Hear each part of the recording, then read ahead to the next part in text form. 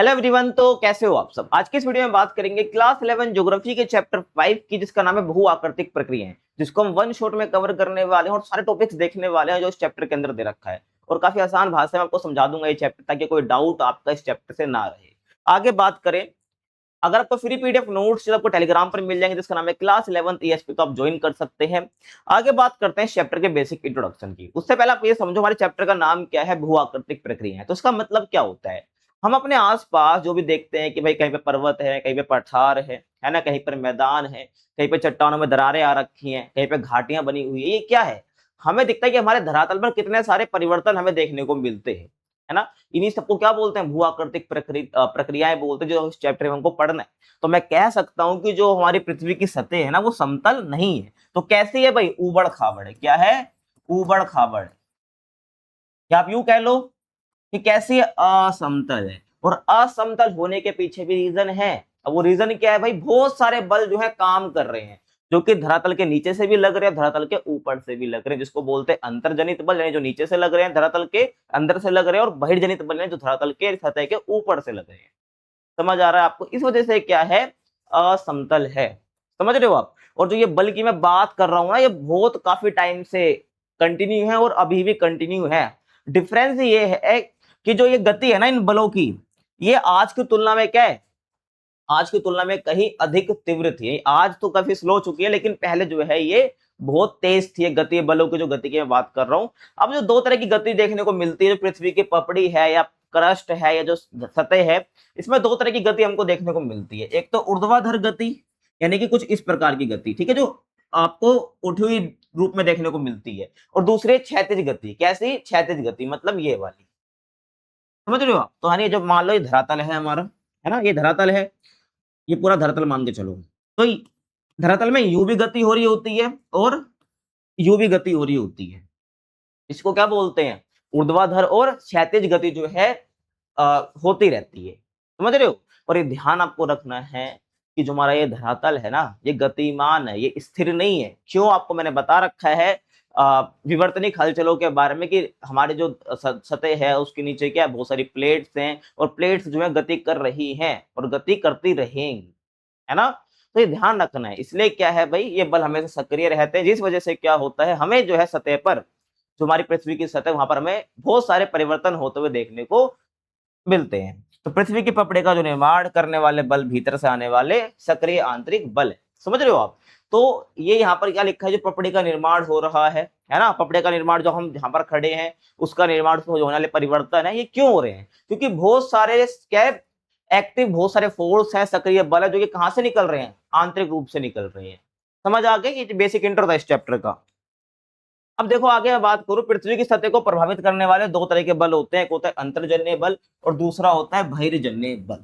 Simple सा होता है, अंतर्जन्य बल मतलब जो धरातल के नीचे से जनरेट हो रहा है ना, और बहिर्जन्य बल जो कि धरातल के ऊपर से लग रहा है ना। जैसे मान लो ये क्या है, ये कोई धरातल है अपना, है ना, इसके ऊपर जो भी फोर्स काम कर रहे हैं उसको ये बोला जा रहा है, इसके नीचे जो भी काम कर रहे हैं उसको बोला जा रहा है अंतर्जन्य बल।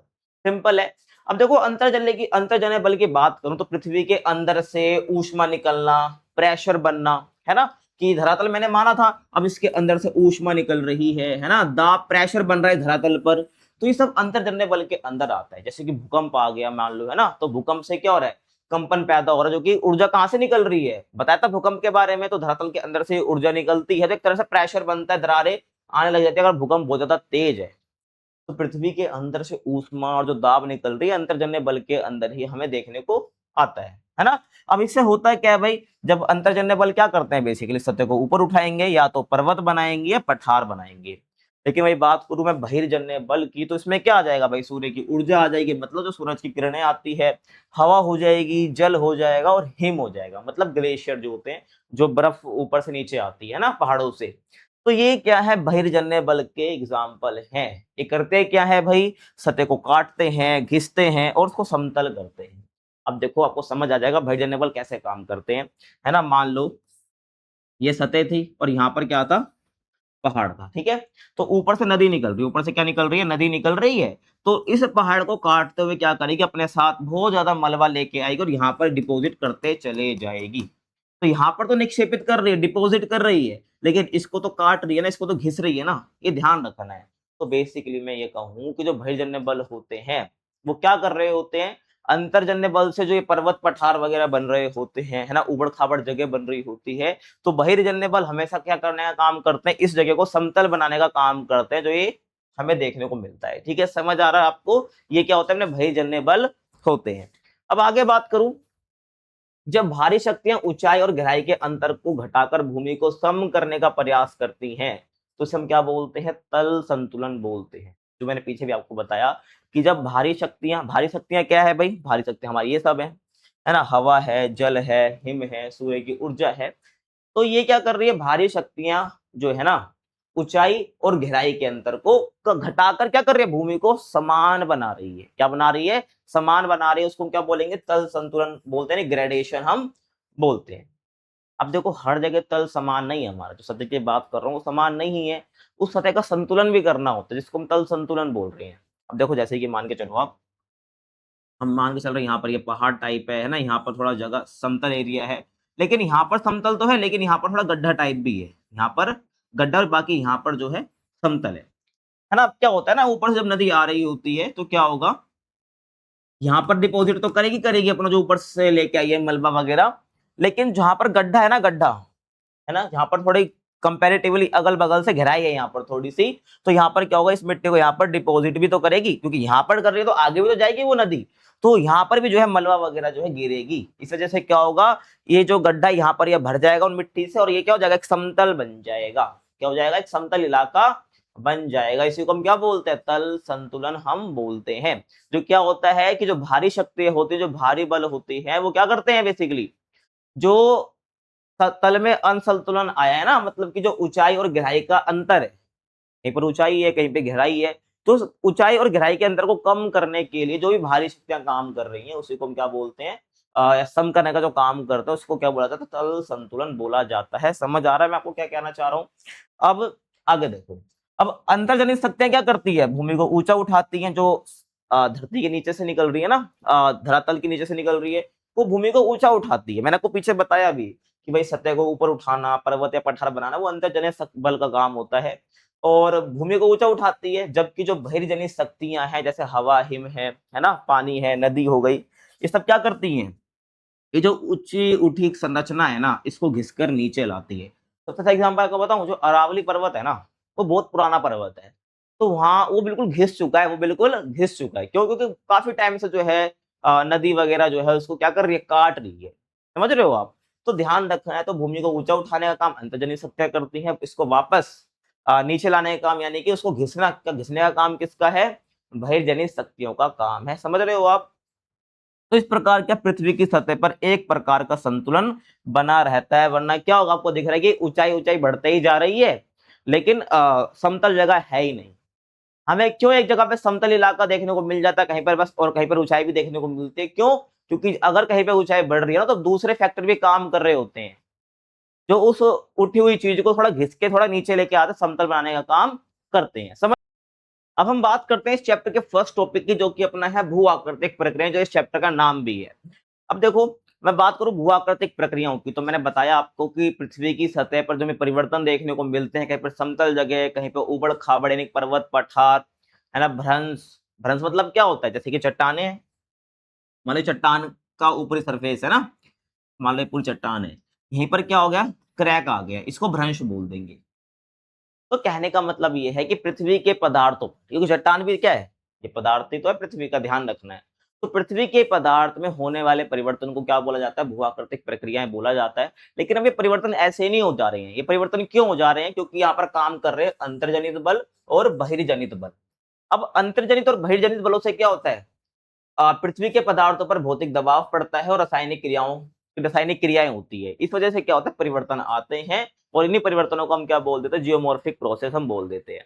अब देखो, जैसे कि आपको बताओ भौतिक दबाव कैसे पड़ेगा। मैं आपको पता है कि गर्मी पड़ती है, सर्दी भी पड़ती है, या कि मैं नॉर्मल दिन की बात करता हूँ, तो दिन में जब धूप निकलती है तो वो भी किसे पड़ेगी, चट्टानों पे पड़ेगी, नहीं पड़ेगी, बिल्कुल पड़ेगी।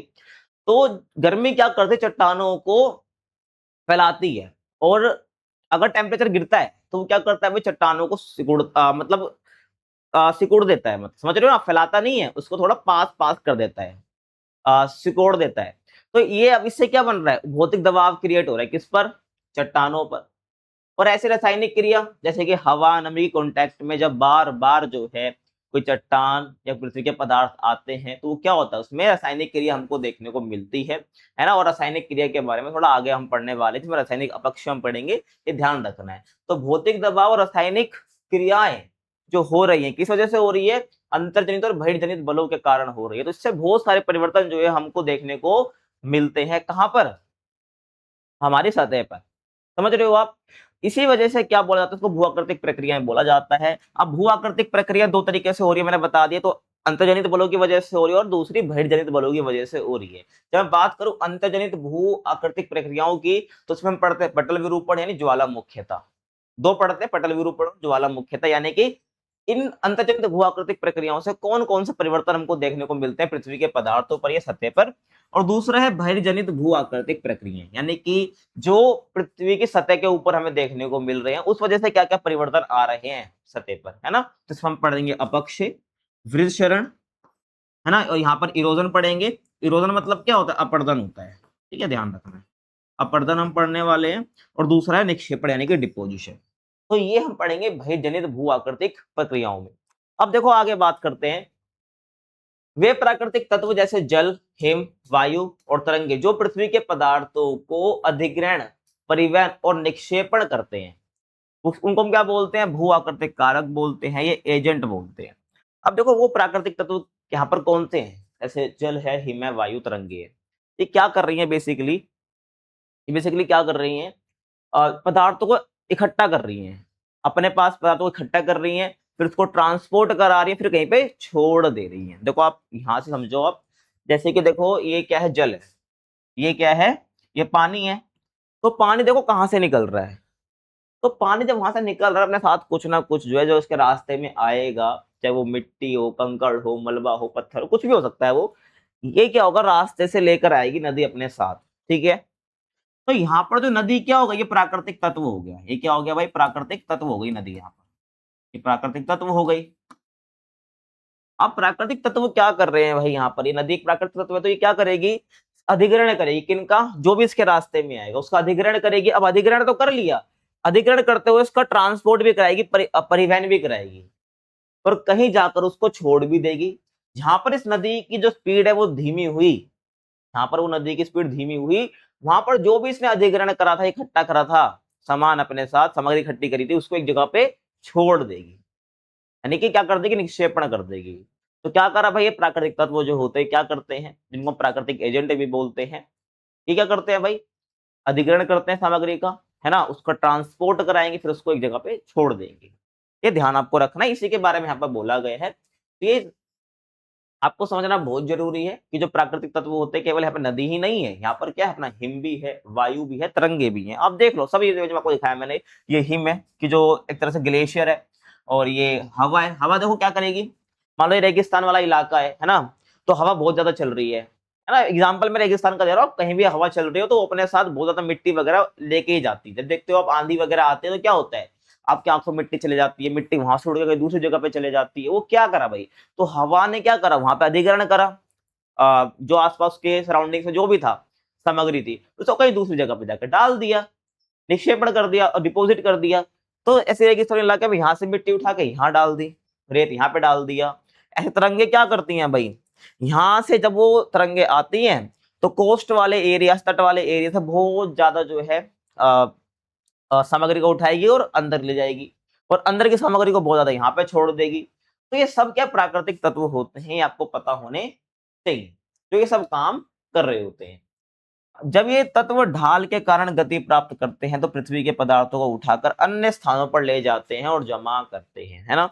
अब देखो जैसे कि मैं बात करूं, है ना, ये जो है यहाँ पर क्या बोला गया है, जब ये तत्व जो है ना, ये प्राकृतिक तत्व जैसे जल, हिम, वायु है ना, तरंगों को यहाँ पर छोड़ दो आप, तब ये ढाल के कारण, ढाल क्या होती है, ग्रेडियंट जिसे कहते हैं, ढाल देखो जैसे कि ये क्या ढाल है, ये हाइट से निकल रहे हैं यहाँ पर हिम, लेकिन ये क्या ढाल है, जब भी तो नीचे आ रही है, ये इधर क्यों नहीं जा रहा, ये जो हिम है, जो ग्लेशियर यहाँ से निकल के इधर क्यों नहीं जा रहा है, ये नीचे क्यों आ रहा है, क्योंकि यहाँ पर क्या ढाल है।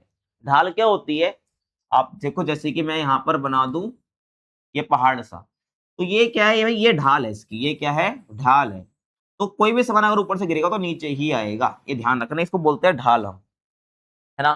तो ये ढाल पर क्या होगा, स्पीड मिल जाएगी आपको। जैसे आपने देखा होगा ना, बच्चे क्या करते हैं, वो झूला होता है ना, ऊपर चढ़ते फिर स्लाइड करके नीचे जाते हैं, क्योंकि उस स्लाइड पर ढलान है, ढलान है, ढाल है, तो उस पर स्पीड मिल जाती है अपने को। तो वैसे ही ये ढाल क्या करता है, इन तत्वों को गति दे देता है बहुत तेज वाली, है ना।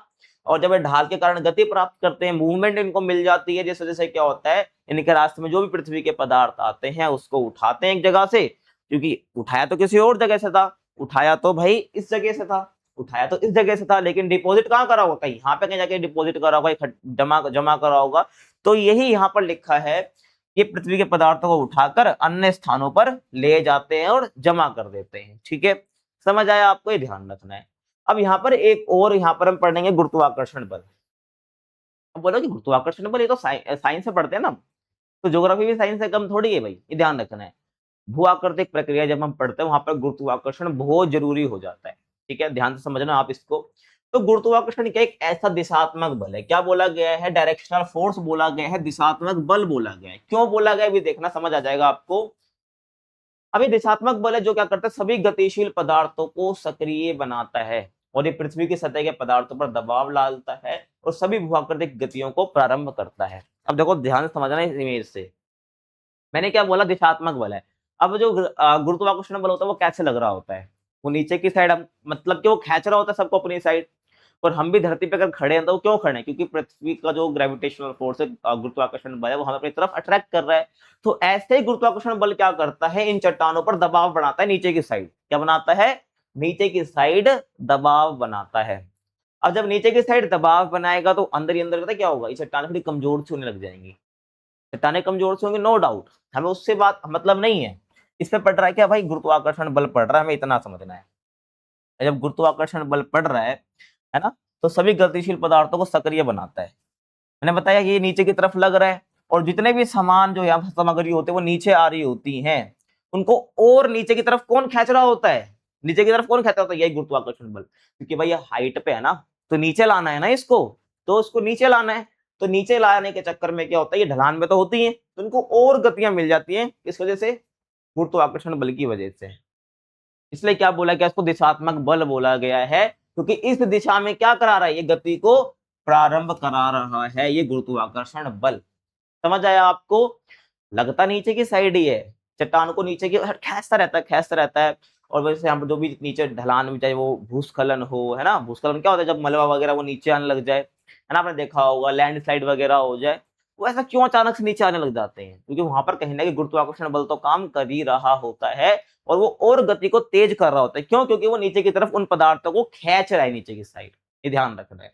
इसी को हम क्या बोलते हैं, गुरुत्वाकर्षण बल बोलते हैं, जो कि क्या दिशात्मक बल है, जो कि जितने भी गतिशील पदार्थ है ना, जो कि गति कर रहे हैं उदाहरण की वजह से, उनको और एक्टिव बनाता है, और पृथ्वी के सतह के पदार्थों पर दबाव डालता है, स्ट्रेस डालता है, ठीक है। और स्ट्रेस डालने की वजह से क्या होता है, उसमें हमें देखने को मिलता है कि चट्टानें क्रैक हो रही हैं, है ना, कमजोर हो रही है, उस वजह से सबको ध्यान रखना है। और सभी भूआकृतिक गतियों को क्या करता है भाई, स्टार्ट करता है अपना ग्रेविटेशनल फोर्स। यहाँ तक क्लियर है ना। अब आगे देखो आप, ये समझ आ गया। अब हम बात करते हैं अंतर्जनित प्रक्रियाएं की, यानी कि एंडोजेनिक प्रोसेसेस की। काफी आसान है, आपको समझ आ जाएगा। देखो, पृथ्वी के अंदर से निकलने वाली ऊर्जा जो है ना, भू आकृतिक प्रक्रियाओं के लिए प्रमुख बल स्रोत होती है।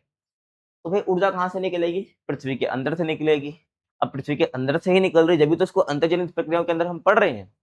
अब जो ये ऊर्जा निकल रही है, मैंने आपको बताया, इसी वजह से भूकंप भी आते हैं, है ना, हीट जो होती है वो सब क्या होती है भाई, पृथ्वी के अंदर से निकल रही है। अब जैसे कि मैंने आपको बताया ना, संवहन धारा पढ़ा है आपने पिछले चैप्टर्स में। तो संवहन धारा क्या करती है भाई, प्लेटों का मूवमेंट कराती है ना। और मैग्मा कहाँ से निकलता है, वो भी एस्थेनोस्फेयर से निकलता है, यानी कि दुर्बलता मंडल से निकलता है। वहां पे जो मैग्मा बाहर निकल के फिर अलग अलग आकृतियां बनाता है, कहाँ पर, सतह पर। तो कहने का मतलब आप समझ रहे हो कि पृथ्वी के अंदर से ऊर्जा निकलती है, चाहे वो भूकंप के रूप में निकल रही हो, है ना, चाहे वो मैग्मा के रूप में निकल रही हो, लेकिन निकलती है। तो इस वजह से क्या होता है, भू आकृतिक प्रक्रिया हमको देखने को मिलते हैं, जिसके अंदर हम दो पढ़ते बता चुका हूँ, पटल विरूपण और ज्वालामुखीता, जो कि इसी ऊर्जा का परिणाम है ना। तो पहले पटल विरूपण पढ़ेंगे, देन हम ज्वालामुखीता यानी वोल्केनिज्म हम पढ़ेंगे, ठीक है। अब देखो यहाँ पर एक और बात आपको बता रखी है कि भूतापीय प्रवणता और अंदर के ऊष्मा प्रवाह और भूपर्पटी की मोटाई और दृढ़ता में अंतर के कारण जो है अंतर्जनित बलों के कार्य समान नहीं होते हैं। आप मुझे बताओ कि आपको अगर हर जगह समान होता अंतर्जनित बल तो आपको हर जगह पर्वत पठार देखने को मिलते हैं। ये नहीं कि कहीं पे समतल जगह आपको देखने को मिलती नहीं, आपको हर जगह सेम आकृति देखने को मिलती है अपनी सतह पर, अगर ये अंतर्जनित प्रक्रियाएं सेम तरीके से वर्क कर रही होती। लेकिन ये सेम तरीके से वर्क नहीं कर रही होती हैं, क्योंकि डिपेंड होती है भूतापीय प्रवणता पर, अंदर का ऊष्मा प्रवाह कैसा हो रहा है और भूपर्पटी की मोटाई कैसी है और वो कितनी दृढ़ है, यानी कितनी जगह पर ठहर सकती है। इसी वजह से भी क्या होता है कि जो अंतर्जनित बल है वो हर जगह समान नहीं होता है। देखो वन बाय वन हम इन सबका मतलब समझते हैं। देखो भूतापीय प्रवणता क्या होती है? भू मतलब भूमि, और तापीय मतलब भाई ऊष्मा, ताप, और प्रवणता मतलब एक तरह से देखो होता तो ढाल है, लेकिन यहाँ पर पता है क्या बोला गया? भूतापीय प्रवणता का मतलब होता है कि आपको जो है ना टेम्परेचर हर जगह समान देखने को नहीं मिलेगा। आप नीचे जाओगे ना, यहाँ पर अलग टेम्परेचर देखने को मिलेगा, यहाँ पर अलग ताप आपको देखने को मिलेगा, और नीचे जाओगे यहाँ पर आपको और ताप देखने को मिलेगा। और ये हर जगह समान नहीं है, कहीं पर आपको ज्यादा ताप देखने को मिलेगा, कहीं पर कम ताप देखने को मिलेगा, और जैसा जैसा ताप वैसी वैसी आपको अंतर्जनित प्रक्रियाएं देखने को मिलने वाली है। ऐसे अंदर का ऊष्मा प्रवाह कैसा हो रहा है? हर जगह समान नहीं होता है। ऐसे जो भूपर्पट्टी होती है उसकी मोटाई अलग अलग होती है। जैसे आपको पता है महाद्वीप जो होता है ना, महाद्वीप कॉन्टिनेंट, उसकी जो भूपर्पट्टी की जो क्रस्ट होती है, जो उसकी मोटाई होती है वो ज्यादा होती है। समुद्र वाला जो महासागर की जो परपट्टी होती है उसकी मोटाई थोड़ी कम होती है, लेकिन जो कॉन्टिनेंट जो महाद्वीप है उसकी मोटाई ज्यादा होती है। तो ये मोटाई में फर्क से क्या होता है? अंतर्जनित जो बल है वो अलग अलग लग रहे होते हैं। और दृढ़ता है ना, हर एक जो समतल जगह होती है, जो सतह के अलावा, वो दृढ़ नहीं होती है ना, ये ध्यान रखना है। तो दृढ़ता में भी अंतर होता है, इस वजह से क्या होता है? अंतर्जनित बल जो हर जगह समान नहीं लग रहे होते हैं। तो सबसे पहले हम बात करते हैं पटल विरूपण की। काफी इंपॉर्टेंट टॉपिक है, आपके एग्जाम में आ भी जाता है, तो ध्यान से सुनने की कोशिश करना। तो पटल विरूपण का मतलब क्या होता है? पटल विरूपण का मतलब सिंपल सा होता है कि जो पृथ्वी की क्रस्ट है ना, उसका मुड़ना, उसका ऊपर उठना, उसके नीचे धंसना या टूटना। यानी कि जो कि क्रस्ट है वो ऊपर उठ रही है ना, या मुड़ रही है, या उसमें क्या हो रहा है भाई? टूटन आ रही है। मतलब टूटन समझते हो ना, मतलब कि क्रैक हो जा रही है, भ्रंश बन जा रहे हैं, ये समझ रहे हो ना? ये हो गया। चाहे ऊपर उठ रही है, चाहे वो मुड़ रही है, तो ये कुछ भी हो रहा है ना, या वो नीचे धंस जा रही है, ये सबको पटल विरूपण बोलते हैं हम, ठीक है। और ये वह प्रक्रिया है जिसके द्वारा पृथ्वी की सतह पर हमें पर्वत देखने को मिलते हैं, पठार देखने को मिलते हैं, घाटियां देखने को मिलते हैं और भ्रंश देखने को मिलते हैं। वही ये प्रक्रिया है पटल विरूपण, ठीक है। समझ आया आपको भाई? देखो अब ये सब आपको पता होना चाहिए कैसे दिखते हैं। आप देखो, ये पर्वत है ना, ये घाटियां होती हैं कि भाई दो आपको आकृति देखने को मिलेगी जो बहुत ऊंची है, जैसे कि दो पर्वत आपको देखने को मिल सकते हैं और बीच में बहुत गहरी जगह है। तो यहाँ पर क्या होता है? ये नदी घाटियां बन जाती हैं, जहां से नदी निकल रही होती है, तो ये घाटियां होती हैं, है ना। ये क्या होता है? पठार होता है, जो थोड़ा ऊंचा तो होता है लेकिन ऊपर से पूरा समतल होता है ना। ये ध्यान रखना है, इसको पठार बोलते हैं। और अगर ये चट्टान होती है, उसमें अगर बीच में वो क्रैक देखने को मिलता है, इसको भ्रंश बोल देते हैं। तो जो भी आप पीछे देख रहे हो ये सब पटल विरूपण का ही की देन है, कारण है।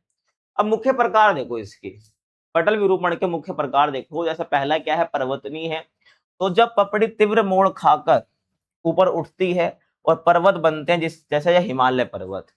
तो मैंने आपको बताया पर्वत पठार कुछ भी बन रहा है, सब पटल ऊपर है, उसके प्रकार भी हो जाएंगे। तो पहले पर्वतनी यानी जिसमें पर्वत बन रहे हैं, सिंपल सा है। जब पपड़ी क्या तीव्र मोड़ खाकर, कुछ भी अंदर से जो बल निकल रहे हैं ना, अब आपको पता है पर्वत पठार वगैरह कैसे बनते हैं? वो अंतर्जनित बलों की वजह से ही बनते हैं।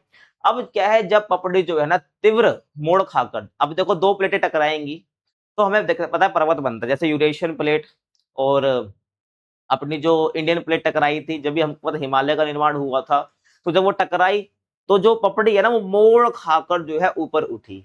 इसी को क्या बोला जाता है? पर्वतनी बोला जाता है। तो हिमालय पर्वत इसका एग्जाम्पल है। आप देख भी सकते हो, जैसे कि यहाँ से प्लेट टकराई, एक यहाँ से प्लेट टकराई, तो यहाँ पर जब ये ऊपर उठी ना, ये तो जब ये ऊपर उठी तो इसमें क्या आ गया? ऐसे मोड़ आ गए, और ऐसे मोड़ आते आते क्या बना अपना? ये हिमालय बना, ठीक है। अब पीछे आप चलो वापस। ऐसा है भाई महाद्वीपीय रचना, क्योंकि आपको महाद्वीप के ऊपर आपको देखने को मिल जाती है एक तरीके से। कैसे? जब बड़े भूभाग यानी जिसको महाद्वीप बोला जा रहा है, वो ऊपर उठते हैं या नीचे धंसते हैं, तो कोई ना कोई हमें आकृति देखने को मिलती है जिसको बोलते हैं महाद्वीपीय रचना, है ना। अब एग्जाम्पल के लिए आप लिख सकते हो भारत का पठारी भाग जो ऊपर उठा हुआ है ना। तो जो पठारी भाग है उसको बोला जाता है महाद्वीपीय रचना, जब बड़े भूभाग आपस में टकराते हैं।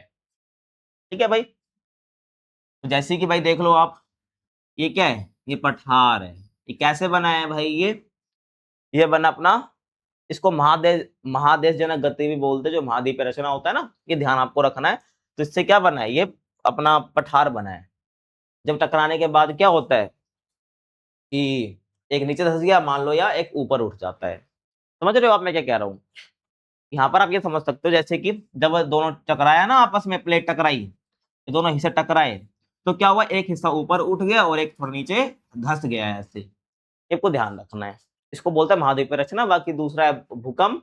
तो जब पपड़ी में तनाव आता है, स्ट्रेस आता है, तो अचानक झटका लगता है। कोई पता भूकंप आता है, झटका लगता है कई बार, जो दरारें पड़ने लग जाती हैं भूकंप की वजह से, अगर भूकंप बहुत तेज आया है। उसके बाद है प्लेट विवर्तनी की, जिस वजह से प्लेट विवर्तनिक सिद्धांत क्या कहता है कि भाई जो प्लेट है वो गति करती रहती है। 7 बड़ी प्लेट हैं, काफी छोटी प्लेट्स भी हैं, और तो ये गति करती रहती है, ये नहीं कि स्थिर नहीं है, प्लेट गति कर रही है। इस वजह से क्या, कॉन्टिनेंट आज भी क्या हो रहे हैं, बढ़ रहे हैं, महाद्वीप बढ़ रहे हैं। तो जब पृथ्वी की प्लेटें टकराती हैं, खिसकती हैं या अलग होती, तो हमें कुछ ना कुछ जो है आकृति बनती हुई दिखती है पृथ्वी की सतह पर, जो कि क्या है, अब ये प्लेटें टकरा कैसे रही है, गति कैसे कर रही है, संबंध धाराओं की वजह से, जो मैं आपको पीछे बता ही चुका हूँ। तो संबंध धारा की एक तरह से ताप है, एक तरह से ऊष्मा है, जो कि धरातल के अंदर ही हो रही है। मतलब मेंटल वाले हिस्से में आपको देखने को मिल रही है। जैसे प्लेट विवर्तन की जो प्लेट की जो गतियां वो प्रारंभ हो पाती है, तो जो ऊष्मा है वो अब अंतर्जनित बल के अंदर इससे हम पढ़ रहे हैं। इसी वजह से क्या होता है, अलग अलग आकृतियां बनती है। तो ये ध्यान रखना है। अब जब ये पटल विरूपण वाली प्रक्रिया चलती है ना, तो इसके इफेक्ट्स भी हमको देखने को मिलते हैं, परिणाम भी हमको देखने को मिलते हैं।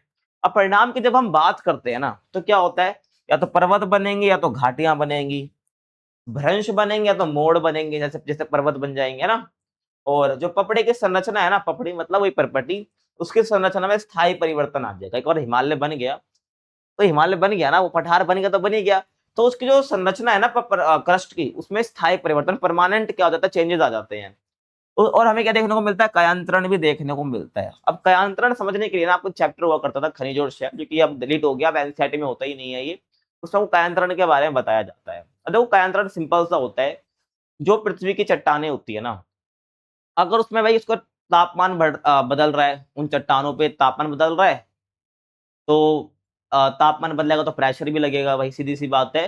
तो ये यहाँ पर क्या है कि दबाव और तापमान से चट्टानें बदल जाती हैं, इसी को कायांतरण बोलते हैं। देखो क्या होता है, बहुत सारी चट्टानों के अंदर ना खनिज होते हैं, सही बात है।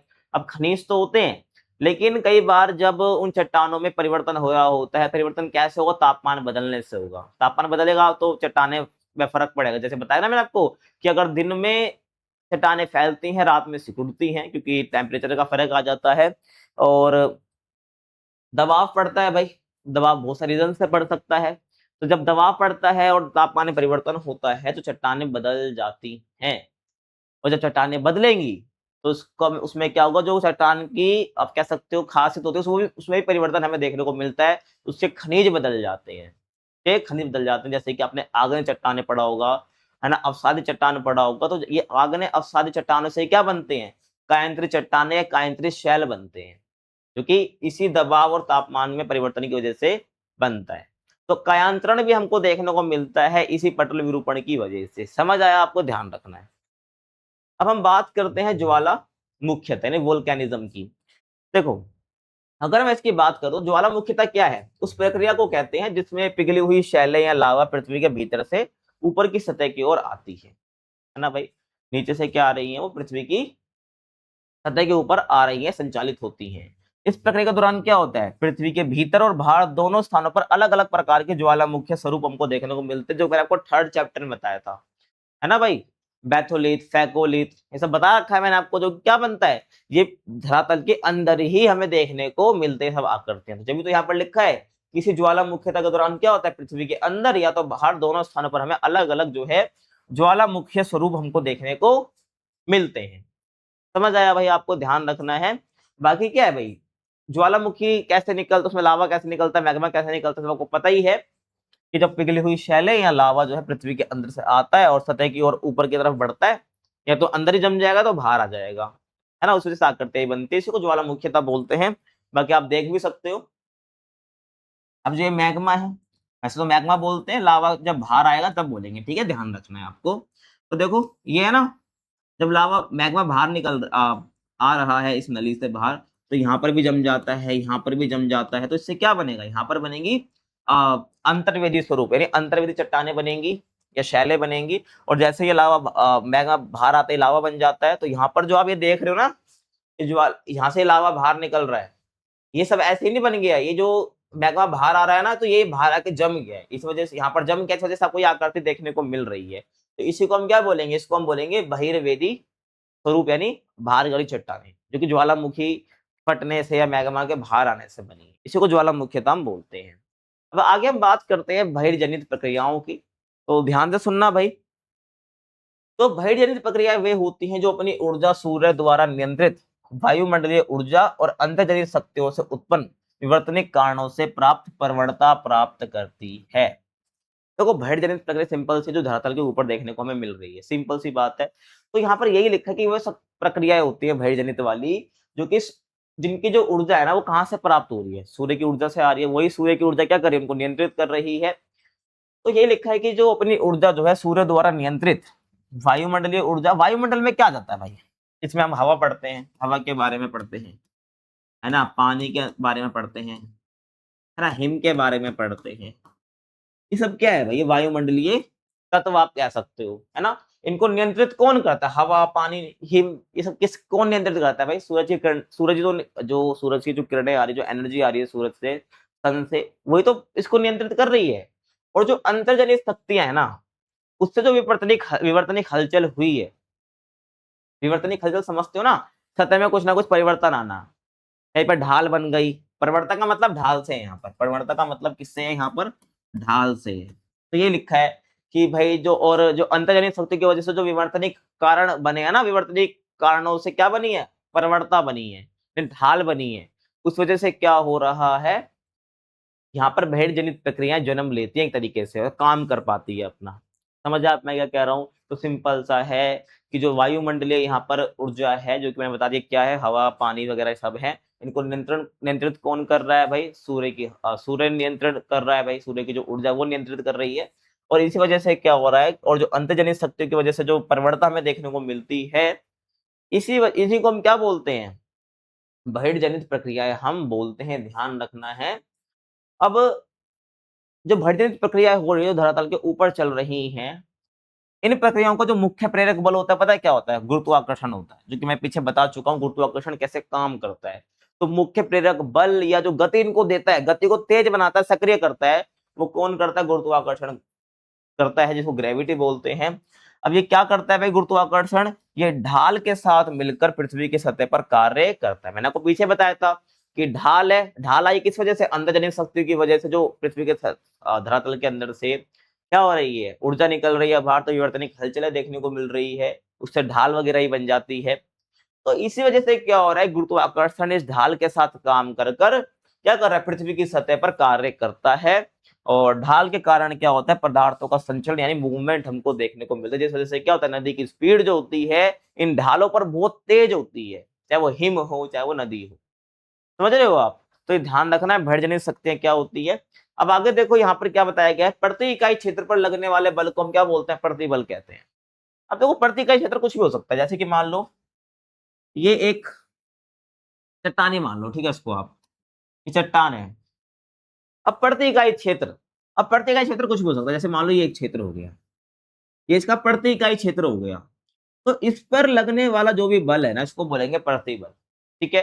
तो किसी भी संरचना के ऊपर जो उसका एक पर्टिकुलर जगह पर है ना, प्रति इकाई क्षेत्र पर यूनिट एरिया जिसे हम बोलते हैं, उस पर लगने वाला जो बल है उसको हम क्या बोलते हैं, प्रतिबल यानी स्ट्रेस बोलते हैं, ठीक है। अब जो ये प्रतिबल है ना, ये कैसा लगता है भाई, धक्का या खिंचाव के रूप में लगता है, और लगेगा ठोस चीजों पे ही, जो मजबूत है।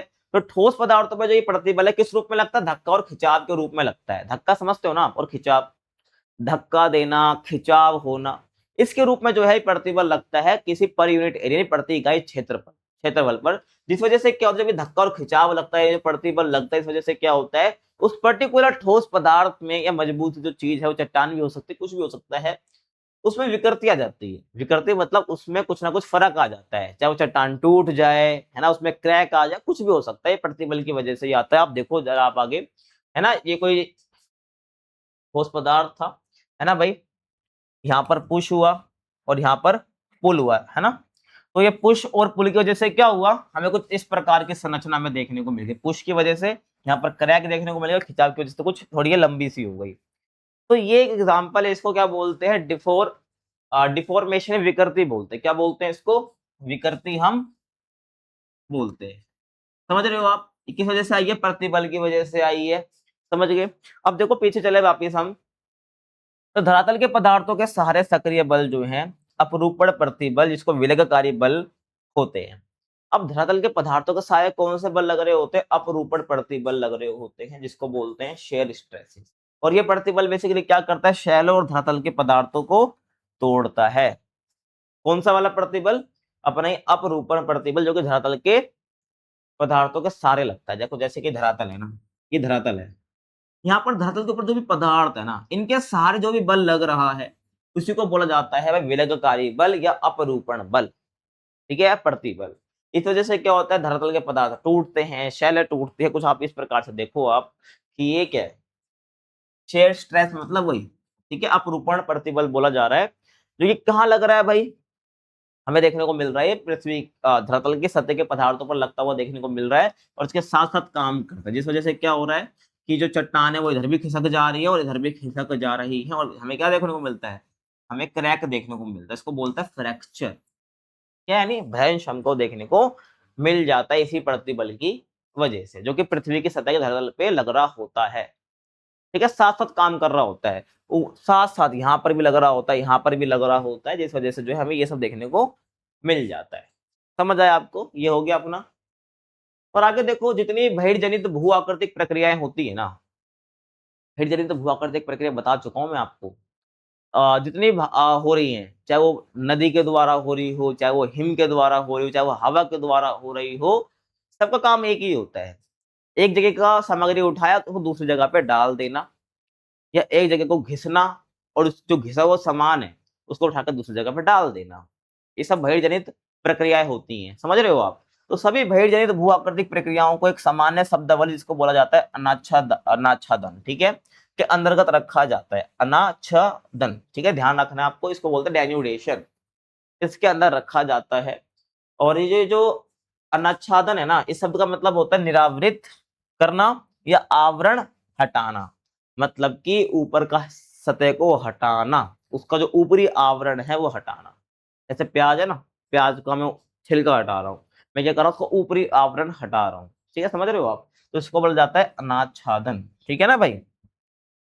अब ये जो भैर जनित भू आकृतिक प्रक्रिया है ना, इसके अंदर हम अपक्षय जो बताने वाला हूँ ये आपको, विहृद शरण, विहृद शरण क्या होता है ये आगे पढ़ेंगे हम। संचलन हो गया, अपर्दन हो गया, है ना, परिवहन हो गया, ये सब जो है हम क्या करेंगे, इसको हम पढ़ते हैं अनाच्छादन प्रक्रियाओं के अंदर। समझ रहे हो आप, इन सभी को इसके अंदर सम्मिलित करा जाता है। जैसे कि देखो डेनोटेशन आप समझो पहले, इसका मतलब होता है आवरण का हटना। अब ये कोई सतह है, सही बात है ना, इसके ऊपर कोई हवा काम करे, चाहे कोई नदी निकल जाए यहाँ से, क्या होगा, इसकी जो ऊपरी परत है ना, ये जो इसकी ऊपरी परत है वो हट जाएगी, ऊपरी परत हट जाएगी, इसी को बोला जाता है अनाच्छादन। समझ रहे हो आप, ऊपरी परत कोई सी भी हो सकती है, चाहे ये जमीन की हो, कोई चट्टान की ऊपरी परत का हटना हो, कुछ भी हो सकता है, चाहे वो कोई पर्वत का हो, ये सब किसके अंदर आता है, डेनुडेशन के अंदर ही आता है, ये आपको पता होना चाहिए, है ना। इसके अंदर अपर्दन भी लिखो, आप क्या लिख दो, अपर्दन भी लिख दो। ये सब आपको क्या देखने को मिलता है, ये भैर जनित भू-आकृतिक प्रक्रियाएं होती हैं, जिनके लिए हम एक कॉमन वर्ड यूज करते हैं। और आपके एनसीईआरटी में कट आउट भी दे रखा है, ये ध्यान रखना है। तो ये जो अपर्दन है ना, ये परिवहन कह लो या अपर्दन कह लो, बात एक ही है।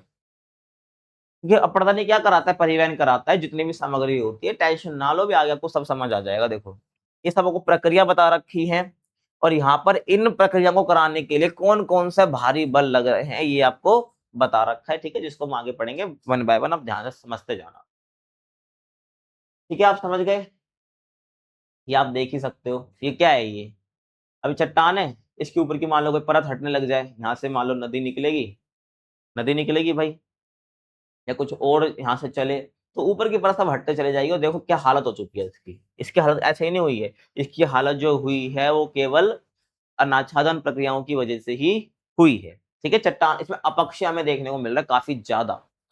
समझ आया आपको, ये ध्यान रखना है। तो हमने पढ़ ही लिया है। अब देखो अपक्षय की हम बात करते हैं क्या होता है। अपक्षय सिंपल सा है कि वायुमंडलीय तत्वों द्वारा पृथ्वी की सतह के पदार्थों पर की गई क्रिया। जितने वायुमंडल तत्व हैं बता चुका हूँ, बार बार बता रहा हूँ मैं आपको, है ना। पानी, हिम, तरंगे, है ना, जितनी भी सब चीजें हो गई, ये सब वायुमंडलीय तत्व होते हैं। हवा हो गई, ये सब क्या करते हैं, पृथ्वी की सतह पर काम करते हैं। पृथ्वी की सतह पर काम करने का मतलब है पृथ्वी की सतह पर जो उपलब्ध पदार्थ है उन पर क्या करते हैं, क्रिया करते हैं। और अब क्रिया कैसी है, ये ऐसी क्रिया है जिस वजह से क्या होता है, जो चट्टाने हैं और जो खनिज है ना, अपने स्थान पर रहते हुए धीरे धीरे टूटते हैं, बिखरते हैं और बदलते हैं। समझ रहे हो आप, कि अपनी जगह पे रहते हुए क्या हो रहे हैं, वो टूट भी रहे हैं धीरे धीरे, बिखर भी रहे हैं चारों तरफ और बदल भी रहे हैं। बदलने का मतलब है चट्टाने पूरी बदल जा रही है, खनिज पूरे बदल जा रहे हैं। और खनिज जब बदल जाते हैं, चट्टाने बदल जाते हैं, उसको कायांतरण हम बोल देते हैं, आपको पता ही है। तो अपक्षय मतलब सिंपल सा होता है कि चट्टानों का अपनी जगह पर ही टूटना। सिर्फ अगर वन लाइन में बोलना चाहूं तो आपको पता होना चाहिए। समझ आ गया भाई आपको अपक्षय क्या होता है। अब अपक्षय भी ना तीन तरीके से देखने को मिलता है। एक होता है भाई रासायनिक अपक्षय, एक होता है भौतिक या यांत्रिक अपक्षय, और होता है जैविक अपक्षय। क्योंकि चट्टाने टूट रही हैं, है ना, अपनी जगह पर ही बदल रही हैं, बिखर रही हैं, ये अलग अलग कारणों की वजह से होती है ना। तो ये अपक्षय भी तीन तरह का होता है। अब ये मत सोचना कि एक बार चट्टान है, जो चट्टान है उस पर केवल रासायनिक अपक्षय ही हो रहा है, केवल भौतिक अपक्षय ही हो रहा है, केवल जैविक अपक्षय ही हो रहा है, नहीं। ये तीनों आपस में भाई हैं, ये तीनों आपस में भाई है, सारे काम एक साथ करते हैं, है ना। ये तीनों ही आपस में जुड़े हुए चट्टानों पर ये तीनों एक साथ काम भी कर सकते हैं। ध्यान रखना है, चट्टाने जो है जो टूट रही हैं, जरूरी नहीं वो केवल इसी रीजन से टूट रही है, वो तीनों रीजन से भी टूट सकती है, क्योंकि तीनों काम कर रहे होते हैं एक साथ। हाँ, वो फर्क पड़ता है कि कई बार रासायनिक अपक्षय ज्यादा तेज होता है तो कई बार भौतिक अपक्षय कम होता है, कई बार ये कम होता है तो कई बार दो ज्यादा होते हैं, कई बार तीसरा कम होता है। तो समझ रहे हो ना मैं क्या कहना चाह रहा हूँ। तो मैं कह सकता हूँ कि ये एक दूसरे से क्या होते हैं, जुड़े हुए होते हैं। और आपको समझ आ भी जाएगा जब आप ये सब टॉपिक पढ़ोगे ना, आपको समझ भी आ जाएगा मैं ऐसे क्यों कह रहा हूँ कि तीनों आपस में जुड़े हुए हैं। अब देखो आगे हम बात करते हैं रासायनिक अपक्षय की। तो रासायनिक अपक्षय ध्यान से समझना आप, बच्चों को समझ नहीं आता है तो। अपक्षय प्रक्रियाओं का एक समूह जैसे कि विलयन, कार्बोनेटीकरण, जल योजन, ऑक्सीकरण और न्यूनीकरण, शैलों के अपघटन, विघटन अथवा न्यूनीकरण। देखो दो दो न्यूनीकरण आया है, यहाँ पर न्यूनीकरण है, इसका मतलब कुछ और है, इसका मतलब कुछ और है। और का कार्य करते हैं जो कि रासायनिक क्रिया द्वारा सूक्ष्म अवस्था में परिवर्तित हो जाती है। देखो हुआ क्या है, अपक्षय तो मैं बता चुका हूँ क्या होता है। तो अपक्षय प्रक्रियाओं के एक समूह में मतलब विलयन हो गया, है ना, और कार्बोनेटीकरण, जल योजन और ऑक्सीकरण, न्यूनीकरण, इसको ध्यान से समझो, है ना। समझो यहाँ पर शैल है, क्या है यहाँ पर, शैल है या कोई चट्टान है, या कोई चट्टान है। अब इन चट्टानों को पता है क्या हो रहा है, यहाँ पर भाई विलयन हो रहा है। विलयन का मतलब है कि इस पूरे चट्टान या शैल को घोल दिया जा रहा है। क्या हो जा रहा है, घोल दिया जा रहा है, मतलब इसका विलयन बन जा रहा है। ठीक है, या तो विलयन,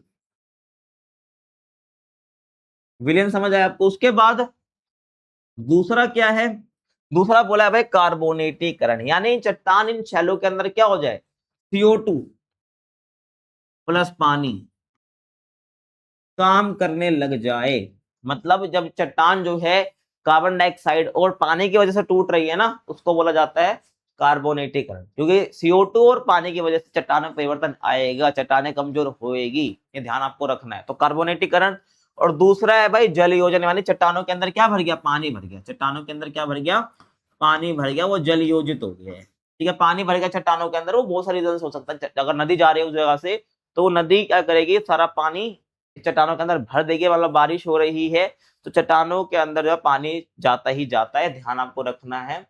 तो जल योजन हो गया, ऑक्सीजन हो गया, मतलब कि इस सैल इन सैलों के अंदर क्या हो गया, चट्टानों के अंदर क्या हो गया, ऑक्सीजन बढ़ गया। क्या बढ़ गया भाई, ऑक्सीजन बढ़ गया, हमें ऑक्सीजन बढ़ता हुआ देखने को मिल रहा है। और अगला क्या है भाई, और न्यूनीकरण। यहाँ पर न्यूनीकरण का मतलब रिडक्शन से भी होता है, यानी कि O2 बढ़ गया उस ऑक्सीकरण में, और न्यूनीकरण में क्या होता है कि ऑक्सीजन थोड़ा कम हो गया, और ऑक्सीजन कम होने का मतलब है कि उसके अंदर हाइड्रोजन बढ़ गया चट्टानों के अंदर।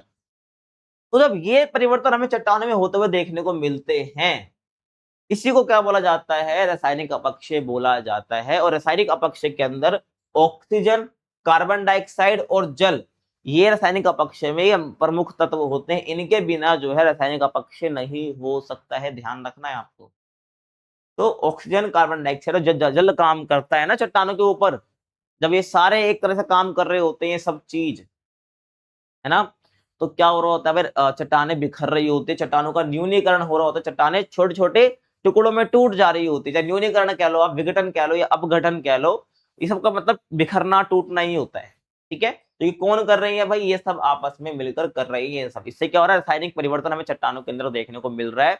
और जब रासायनिक परिवर्तन होगा ना, क्योंकि देखो भाई, ये CO2, O2, ये सब जो है ना, विलयन, पानी घुस जाना चट्टान के अंदर, ये पूरा रासायनिक परिवर्तन करते हैं।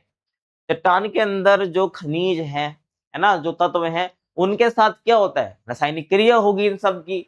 तो हमें जो चट्टानों के अंदर खनिज है उसमें बदलाव देखने को मिल जाएगा 100%। तो ये भी इसलिए बोला जाता है कि जब अपक्षय हो रहा है, जो रासायनिक अपक्षय होता है, उससे क्या होता है, चट्टान में रासायनिक परिवर्तन हमें देखने को मिलता है, जिसमें चट्टान में काफी बदलाव हमें देखने को मिलते हैं। ठीक है, चट्टानें टूटेंगे लेकिन उनका पूरी खासियत बदल जाएगी, ये ध्यान आपको रखना है। अब देख सकते हो सब, ये विलयन हो गया, कार्बोनेटीकरण मतलब कि CO2 और पानी मिल रहा है, जल योजन कैसे होगा सब बता चुका हूं, ऑक्सीकरण हो गया, है ना, चट्टानें कमजोर होने लग जाती है, न्यूनीकरण, न्यूनीकरण बता चुका हूं, मतलब ऑक्सीजन क्या हो रहा है, कम हो रहा है, और हाइड्रोजन थोड़ा बढ़ रहा है इसके अंदर, जो कि चट्टानों के लिए सही नहीं है, कमजोर होंगी चट्टानें, और चट्टानें क्या हो जाएंगी, छोटे छोटे टुकड़ों में ऐसे टूट जाएगी, कमजोर सी हो जाएगी। देखो कि चट्टान कैसी थी, है ना, इसे विलियन ने काम करा, फिर कार्बोनेटीकरण ने काम करा, फिर जल योजन ने काम करा, फिर ऑक्सीकरण ने काम करा, फिर न्यूनीकरण हुआ, चट्टानें कैसी हो गई, कैसी थी कैसी हो गई। इस और देखो इसमें क्या हो गया, रासायनिक परिवर्तन हमें देखने को मिला। समझ आया आपको। अब हम पढ़ते हैं भौतिक अपक्षय। भौतिक अपक्षय सिंपल सा है कि भाई चट्टानें जो है अपनी जगह पर ही टूट रही है किसी और कारण से, जो कि जनित बलों के अंदर ही आता है, लेकिन इसमें कोई रासायनिक परिवर्तन हमको होता हुआ देखने को नहीं मिलता है। देखो क्या होता है, भौतिक यांत्रिक अपक्षय में प्रक्रियाएं होती हैं जिनमें चट्टानों का टूटना या बिखरना रासायनिक परिवर्तन के बिना, रासायनिक परिवर्तन नहीं होता है, केवल भौतिक बलों के प्रभाव से ही होता है। यानी जो भौतिक बल होते हैं, आपको बताऊंगा आगे क्या जो अपना भौतिक अपक्षय, यांत्रिक अपक्षय किन रीजन की वजह से होता है। जैसे मैंने उसको तो बता दिया आपको, रासायनिक अपक्षय का ये भौतिक बल कौन कौन से है ना, रासायनिक परिवर्तन नहीं होता है बिल्कुल भी, ध्यान रखना है। इन भौतिक बलों की वजह से चट्टानें क्या होती है, बस टूट जाती है, बिखर जाती है। ठीक है, ध्यान रखना है। और ये बल से चट्टानों की संरचना, तापमान और दबाव पर कार्य करते हैं। अभी जो बल है ना, डायरेक्टली कर रहे, चट्टानों की संरचना बदल रहे हैं, चट्टानों का तापमान बदल रहे हैं, है ना, और चट्टानों पर दबाव पर कार्य करते हैं, जिससे क्या होता है, चट्टानें टूट जाती हैं। अब देखो कौन कौन से बल यहाँ पर काम कर रहे हैं, ध्यान समझने की कोशिश करना। जैसे गुरुत्वाकर्षण बल। अब गुरुत्वाकर्षण बल पता है क्या करता है, देखो क्या करता है, मैं बताया गुरुत्वाकर्षण बल लग रहा होता है नीचे की साइड, एक दिशात्मक बल है।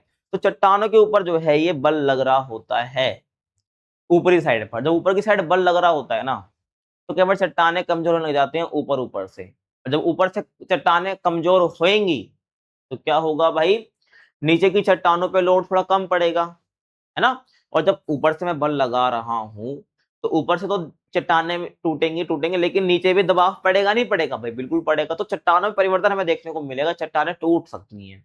ऐसे तापीय परिवर्तन है भाई, जब तापमान में परिवर्तन होता है तो चट्टानें सिकुड़ती और फैलती। जैसे मैंने आपको बताया कि दिन के समय चट्टानें फैलेंगी, क्योंकि भाई क्या हो रहा है, सूरज की किरणें पड़ रही हैं, तापमान ज्यादा रहेगा। और दूसरी साइड जब रात हो जाती है, टेम्परेचर थोड़ा घट जाता है, तो क्या होगा भाई, चट्टानें सिकुड़ेंगी। तो ये फैलना सिकुड़ना जब ये बार बार चलता रहता है, तो इसी तापीय परिवर्तन की वजह से चट्टानें टूट जाते हैं बिना कोई रासायनिक परिवर्तन हुए। उसके बाद है हिमीय क्रिया। ये हिमीय क्रिया क्या है भाई, सिंपल सा है कि जो पानी है वो क्या हुआ, जम गया, चट्टानों के अंदर घुस गया और जम गया। और जब ये पानी जम जाता है ना अंदर, ये बर्फ बन गया। अभी बर्फ क्या करेगा भाई, उस चट्टान को अंदर अंदर तोड़ेगा, खींचेगा, दबाव बनाएगा उस पर, जिस वजह से चट्टानें हो जाएंगी, टूट जाएंगी। उसके बाद है क्रिस्टलीकरण और जैविक क्रियाएं। जैविक क्रिया तो अपना अगला खुद का टॉपिक ही है अपना, ठीक है। जैविक अपक्ष हम पढ़ेंगे तो जब आपको समझ आ जाएगा ये, है ना। मैं बता ही दूंगा अभी यहाँ पर आपको। तो क्रिस्टलीकरण सिंपल सा है। तो वो क्या हुआ कि जो पानी चट्टान के अंदर गया था ना, गया था भाई, बिल्कुल गया था। तो अब क्या है ना, पानी तो सारा उड़ गया, क्योंकि देखो अभी पानी तो हमेशा रहेगा ही नहीं, क्योंकि जैसे जैसे टेम्परेचर बदलेगा बढ़ेगा तो पानी तो उड़ जाएगा, वाष्प हो जाएगा, ठीक है। लेकिन जो पानी के अंदर नमक था ना, वो उस चट्टान के अंदर ही रह जाएगा। तो ये नमक रह गया ना, नमक के जो कण रह गए चट्टान के अंदर, उसको बोला जाता है नमक के क्रिस्टल बन गए। वो क्या बन गए? नमक के क्रिस्टल बन गए। और जब वो नमक के कण क्या करते हैं, या नमक के जो रवे या नमक के जो क्रिस्टल्स हैं, वो क्या कर रहे होते हैं, बेसिकली चट्टान को अंदर ही अंदर तोड़ रहे होते हैं, प्रेशर बना रहे होते हैं, दबाव बना रहे होते हैं। तो इसी क्रिस्टलीकरण की वजह से क्या होता है, चट्टानें टूटती। तो क्रिस्टलीकरण का मतलब सिंपल सा होता है ज्योग्राफी के अंदर कि भाई जो चट्टान है वो छोटे छोटे पीसेज में टूट रही है। और कैसे टूट रही है बता चुका हूँ, क्रिस्टल्स कैसे टूट रही है। किसके क्रिस्टल्स? नमक के क्रिस्टल्स हो गए, और किस चीज के भी क्रिस्टल्स हो सकते हैं जो पानी में मिले थे। समझ आ गया। और बाकी जैविक क्रिया सिंपल सा है। देखो, जैविक क्रिया मतलब जितने भी जीवित चीजें हैं, चाहे वो इंसानी क्रिया की वजह से चट्टानें टूट रही हो या कोई पेड़ पौधे की वजह से टूट रही हो। लेकिन पेड़ पौधों में कैसे, मतलब जैसे मान लो जड़ें हैं, चट्टानों के आसपास बहुत सारे पेड़ थे, और जो पेड़ है वो इतने बढ़ गए कि उनकी जो जड़ें है ना, वो चट्टानों पर्वतों के अंदर घुस गई, पहाड़ों के अंदर चले गई। अब भाई जड़ें रुकेंगी थोड़ी, जड़ें तो भाई बढ़ती जाती हैं, जड़ें की जो जो रूट्स हैं वो तो ग्रोथ करेंगी ना, बढ़ती चली जाएंगी। अब इसी वजह से क्या होगा, जो चट्टानों पे प्रेशर बढ़ेगा बहुत ज्यादा जड़ों की वजह से, तो चट्टानें टूट जाएंगी। बिना उसमें कोई परिवर्तन हुए चट्टानें केवल टूटी हैं, उनकी जो सारी खासियत है वही की वही रहेगी, ध्यान रखना है। तो ये जैविक क्रिया हो गया भाई, सिंपल सा। ये मुख्य बल होते हैं, मुख्य कारण होते हैं जो कि भौतिक अपक्षय जिन वजह से होता है। अब हम बात करते हैं जैविक कार्य या अपक्षय की। अब जैविक कार्य अपक्षय की जब मैं बात करूंगा तो ध्यान से समझना आप। तो जैविक अपक्षय वह प्रक्रिया है जिसमें जो है जीवों की वृद्धि या क्रियाओं से, जीवों की वृद्धि या क्रियाओं से भौतिक परिवर्तन या रासायनिक परिवर्तन हो जाता है। तो ध्यान रखना, जब हम जैविक क्रियाओं की बात करते हैं ना, जब हम जैविक क्रियाओं की बात करते हैं तो इससे चट्टानों में भौतिक परिवर्तन भी आ सकता है। और भौतिक अपक्षय तो मैं पीछे बता भी चुका हूं कैसे, भौतिक परिवर्तन कैसे आएगा वो तो मैं पीछे बता ही चुका हूं मैं आपको, है ना। तो जैविक क्रियाओं की वजह से चट्टानों में भौतिक परिवर्तन भी देखने को मिलता है, और कई बार हमें रासायनिक परिवर्तन भी देखने को हमें मिलता है, ठीक है। अब जो रासायनिक परिवर्तन और भौतिक परिवर्तन कैसे होगा, आइए बताऊंगा आपको। जैविक अपक्षय के बारे में जब बताऊंगा आगे, है ना, बता दूंगा अभी आपको, ये देखो, ठीक है। अब देखो इधर, तो दोनों उत्पन्न हो सकते हैं, और ये अपक्षय जीवों जैसे पौधे, जानवर, कीट, सूक्ष्म जीव, काई, कवक, इनके द्वारा होता है। जो ये जैविक अपक्षय होता है ना, इन्हीं सब की वजह से होता है, चाहे पौधे हो, चाहे जानवर हो, चाहे कोई कीट हो, है ना, चाहे वो सूक्ष्म जीव हो, ये कवक हो, फंगी जिसे कहते हैं, इन सब की वजह से क्या होता है, हमें देखने को मिलता है क्या, और चट्टानों में हमें परिवर्तन देखने को मिलता है। अब रासायनिक परिवर्तन कब देखने को मिलेगा और भौतिक परिवर्तन कब देखने को मिलेगा जैविक क्रियाओं से, जैविक अपक्षय से, तो उसको आप देखो। देखो जैसे कि क्या है, ये जैविक अपक्षय देखो आप, अगर मैं बात करूं, देखो जड़ें हैं ना, ये जड़ें क्या है, देखो चट्टानों के अंदर घुस चुकी हैं और तोड़ रही हैं, ये भौतिक, ये क्या है, भौतिक परिवर्तन है। अब ये देखो चूहा है, जो है तो एक जीव ही है, इसने क्या करा, इस चट्टान के अंदर बिल बना दिया। अभी अंदर बिल बनाता रहेगा, खोखला कर देगा इस चट्टान को पूरा, ध्यान रखना। तो ये क्या हो जाएगा, चट्टान ऑलरेडी कमजोर हो जाएगी। तो ये अब ये जो है ना, ये जो जीव हो गया। अब देखो कवक है, ये क्या है, कवक है। अब देखो कवक क्या कर रहा है, कहीं ना कहीं यहाँ पर अम्ल छोड़ रहा है। क्या कर रहा है भाई, अम्ल छोड़ रहा है। अब ये अम्ल छोड़ रहा है तो क्या होगा ना भाई, इस चट्टान में रासायनिक परिवर्तन हमें देखने को मिल जाएगा, है ना। तो कहने का मतलब आप समझ रहे हो, ये काई देखो जम रही है यहाँ पर, ये काई जम रही है। तो जैविक अपक्षय का मतलब सिंपल सा है। जैविक अपक्षय के अंदर कौन आ जाता है, बता चुका हूँ, सब कीट, कवक वगैरह सब आ जाता है, काई आ जाती है। इस वजह से जो परिवर्तन आ रहा है ना चट्टानों के अंदर, उसको बोलेंगे जैविक अपक्षय। अब इसके अंदर परिवर्तन दो तरह के देखने को मिल सकता है, भौतिक और रासायनिक। मैंने बताया ना, ऐसे देखो यहाँ पर कवक वगैरह ने यहाँ पर देखो अम्ल वगैरह छोड़ दिया, तो यहाँ पर हमें जो रासायनिक परिवर्तन देखने को मिलेगा। बाकी जड़ों की वजह से जो चट्टानें टूट रही है, भौतिक परिवर्तन है। ये सिंपल सा, दोनों तरह के परिवर्तन हमको देखने को मिलते हैं। बाकी मुख्य कारण आप देख लो कि पौधों की जड़ें अगर चले जाएं तो चट्टानें टूट सकती हैं, तो जैविक अपक्षय का रीजन है। और भौतिक परिवर्तन है, भूमिगत जीव है ये। अब भूमिगत जीव कोई एसिडिक चीजें छोड़ दे, कोई अम्ल वाली चीज छोड़ दे, ये है ना, और इस वजह से भी, या ना भी छोड़े, केवल अंदर अंदर खोखला कर रहा है, तो वो टूट जाएगी, कमजोर हो जाएगी चट्टान। कोई सूक्ष्म जीव है, कोई काई है ना, ये तो रासायनिक परिवर्तन डायरेक्ट करते हैं अभी चट्टानों का, ध्यान रखना है। उसके बाद जो है मानव क्रियाएं। अब मान लो चट्टानों के आसपास ही क्या हो रहा है, कोई डैम बन रहा है या कोई काम चल रहा है, मतलब ह्यूमन एक्टिविटी हो रही है कोई, उससे भी चट्टानें कमजोर होती है, टूट जाती है। तो मानव क्रियाएं भी तो जैविक के अंदर ही आता है, ध्यान रखना। और उसके बाद है भाई मृत पौधे और पशुओं का विघटन। और देखो क्या होता है कि जो पशु मर गया, है ना, पशु मर गया कोई, या पौधे खत्म हो चुके हैं, है ना, अब वो जो अपना मृत पौधा है, जो मृत पशु है ना, और वहीं पर अगर चट्टान के पास पड़ा हुआ है, चट्टान के ऊपर ही मर गया है वो, तो क्या होगा भाई, वो विघटन जब उसका कहां पर होगा, वो चट्टान के आसपास ही हो रहा है। इस वजह से पता है क्या होगा, इन मृत पौधे और पशुओं के विघटन की वजह से हमें चट्टानों के अंदर रासायनिक परिवर्तन हमें देखने को मिलेगा, ये ध्यान रखना, क्योंकि ऐसे ऐसे पदार्थ ये छोड़ते हैं जिससे जो रासायनिक परिवर्तन हो जाता है चट्टानों का, ठीक है, ये ध्यान रखना, ये मुख्य कारण है। अब हम बात करते हैं अपक्षय के विशेष प्रभाव कि अपक्षय के विशेष प्रभाव हमें क्या देखने को मिलते हैं। तो अपक्षय के परिणाम स्वरूप क्या होता है, कई विशेष भौतिक परिवर्तन हमको देखने को मिलते हैं।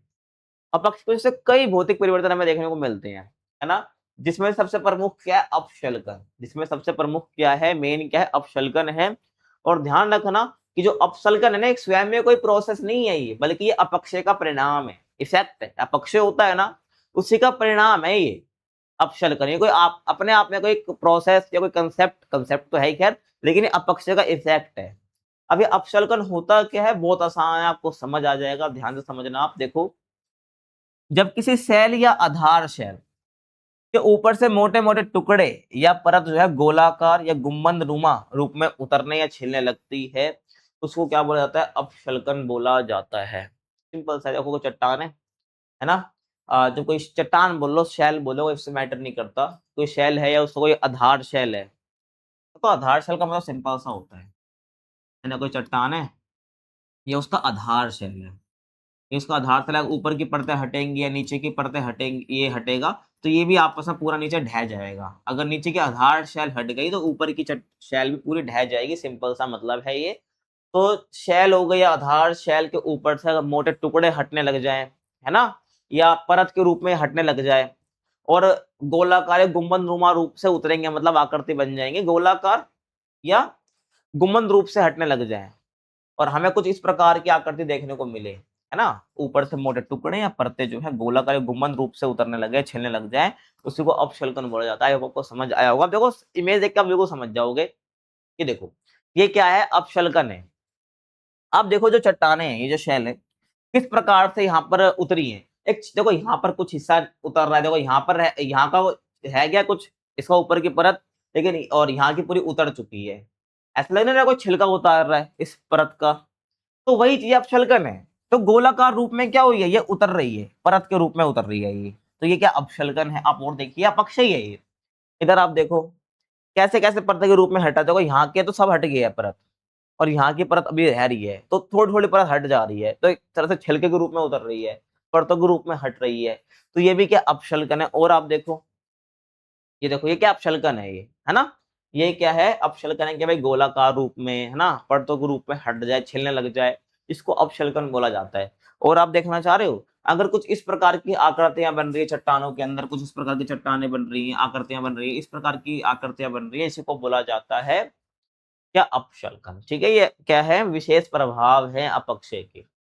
अब मुख्य कारण क्या है, मतलब जो अपशल्कन देखने को मिलता है, जो मैंने बताया अपक्षय का ही परिणाम है। इसका अपशल्कन के मुख्य कारण क्या होते हैं, पहला होता है भाई अभारितकरण। क्या होता है, अभारितकरण। अभारितकरण क्या होता है, जब ऊपरी परतें अपक्षय और क्षरण द्वारा हट जाती हैं। मैंने बताया ऊपर की परत हटना, छिलना, वो अपशल्कन है। तो अभारितकरण का मतलब सिंपल सा, जब ऊपरी परत है ना वो अपक्षय की वजह से हट जाए। अपक्षय क्या होता है बता चुका हूँ, या क्षरण के द्वारा हट जाए। क्षरण का मतलब होता है ऊपर की जो परत है वो घिसना, हट जा रही है, या क्षरण के द्वारा हट जा रही है, तो नीचे की चट्टानों पर दबाव कम हो जाता है।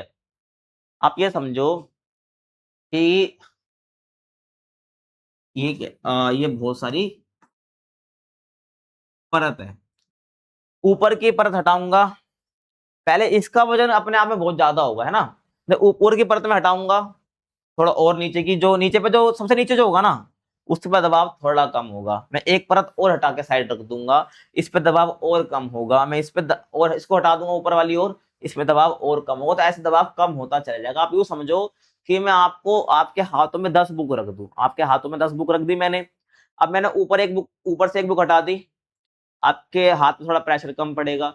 मैंने एक बुक और हटा दी, आपके हाथ में और प्रेशर कम पड़ेगा। मैंने एक बुक और हटा दी, आपके हाथ में और कम प्रेशर पड़ेगा। ऐसे करते करते जितनी परत में हटाते जाऊंगा, आपके हाथ में उतना ही प्रेशर थोड़ा कम पड़ेगा, दबाव कम पड़ेगा। सेम यही है, जब चट्टानों की ऊपरी परत हट जाती है ना, जो नीचे की चट्टान है ना, जो नीचे की परत है चट्टानों की, है ना, उसमें क्या होगा, दबाव थोड़ा कम हो जाता है। और इससे क्या होगा, अंदर की चट्टानें फैलेंगी। जब ऊपर की चट्टान में दबाव कम होता है ना, मतलब हट जाएंगी, तो नीचे दबाव कम हो जाएगा, तो इससे क्या हो जाएगा, नीचे की चट्टानें फैलने लग जाएंगी। ध्यान रखना है, क्योंकि उसको होल्ड करके किसने रखा था, ऊपर की चट्टानों ने ही रखा था। जैसे मान लो कोई मोटा व्यक्ति है, उसको मैंने ऐसे दबा दिया, है ना, दबा दिया, तो उसमें मैंने दबाव बना रखा, जैसे ही मैं छोड़ूंगा वो वापिस मोटा हो दिखेगा, है ना, वही चीज है। तो इससे क्या होगा, अंदर की चट्टानें फैलेंगी और सतह पर दरारें बनने लग जाएंगी। जब अंदर की चट्टानें फैलेंगी ना, तो सतह पर हमको दरारें देखने को मिल जाएगी। ध्यान आपको रखना है उस चट्टान की। और जो ये ऊपर का दबाव हटना, है ना, या दबाव हटना है, ठीक है, ये कैसे होता है, ये होता है तापक्रम परिवर्तन की वजह से। वही टेम्परेचर में परिवर्तन बता चुका हूं क्या होता है वैसे तो तापक्रम परिवर्तन द्वारा प्रेरित फैलाव और संकुचन या सिकुड़ना जिसे कहते हैं, उस वजह से होता है, जो ये हमें अभारित करण देखने को मिलता है। अब मैं बताया ना आपको, ये जो तापक्रम परिवर्तन कैसे होता है भाई, ऐसे तापमान घट रहा है बढ़ रहा है, अगर बढ़ रहा है ना तापमान, तो फैलाव देखने को मिलेगा। तापमान घट रहा है तो हमें चट्टानों में सिकुड़ता हुआ संकुचन देखने को मिलेगा। तो इसी तापक्रम परिवर्तन की वजह से क्या होता है, अभारितकरण देखने को मिलता है, और अभारितकरण की वजह से हमें अपशल्कन देखने को मिलता है। अब हम बात करते हैं अपक्षय के महत्व की, तो ध्यान से समझना आप।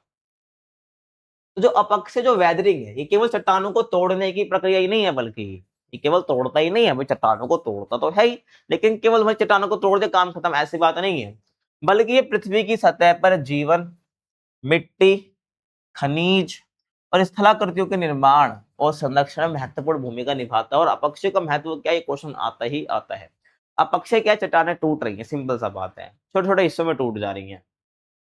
लेकिन जब चट्टानें टूट रही है ना, तो चट्टानों में जो खनिज होता है वो भी आसपास बिखर जाते हैं, तो खनिज मिल जाते हैं, है ना, और मिट्टी बन जाती है भाई। जब अपक्षय के कारण चट्टानें टूटेंगी, वही मिट्टियां उसी से बनती हैं। जब उसी मलबे का, जो चट्टानें टूटती है, उसका परिवहन हो जाएगा, अपरदन हो जाएगा, उसको किसी दूसरी जगह पे डिपॉजिट होने लग जाएंगे, वो चट्टानों के जो हमें अंश देखने को मिलता है वो किस जगह पे इकट्ठे होंगे, उससे क्या होगा, और वो बार बार होता रहेगा, तो उससे मिट्टियां बन जाएंगी। उससे क्या होगा, मिट्टियां बनने लग जाएगी, काफी टाइम बाद बनते, लेकिन बन जाएगी, है ना। तो कई बार पृथ्वी की सतह पर जीवन हो गया, चाहे मिट्टी बनना हो, खनिज बनना हो, है ना, स्थलाकृतियां बनना हो, अलग अलग। अब अक्षय की वजह से क्या होता है, कोई आकृति गुंबदनुमा है, कोई कैसी आकृति बनी हुई है, तो वो इसी वजह अपक्षय की वजह से होती है। और संरक्षण में महत्वपूर्ण भूमिका निभाते, ध्यान रखना है। अब अपक्षय के मुख्य योगदान क्या है, अगर मैं बात करूं अपक्षय के मुख्य योगदान क्या है, तो पहला है मृदा निर्माण। मिट्टी बनती है अपक्षय की वजह से ही, ध्यान रखना है, वन ऑफ द फैक्टर होता है ये। और अपक्षय की वजह से क्या होता है, भूस्खलन भी देखने को मिलता है और अपरदन भी देखने को मिलता है। अपरदन देखो सिंपल सा होता है, बताता हूँ आपको। भेड़ जनित शक्तियों में आता है अपरदन, इसको परिवहन कह लीजिए एक तरीके से। देखो अपक्ष ने क्या कर चट्टाने तोड़ दी, हाँ भाई तोड़ दी।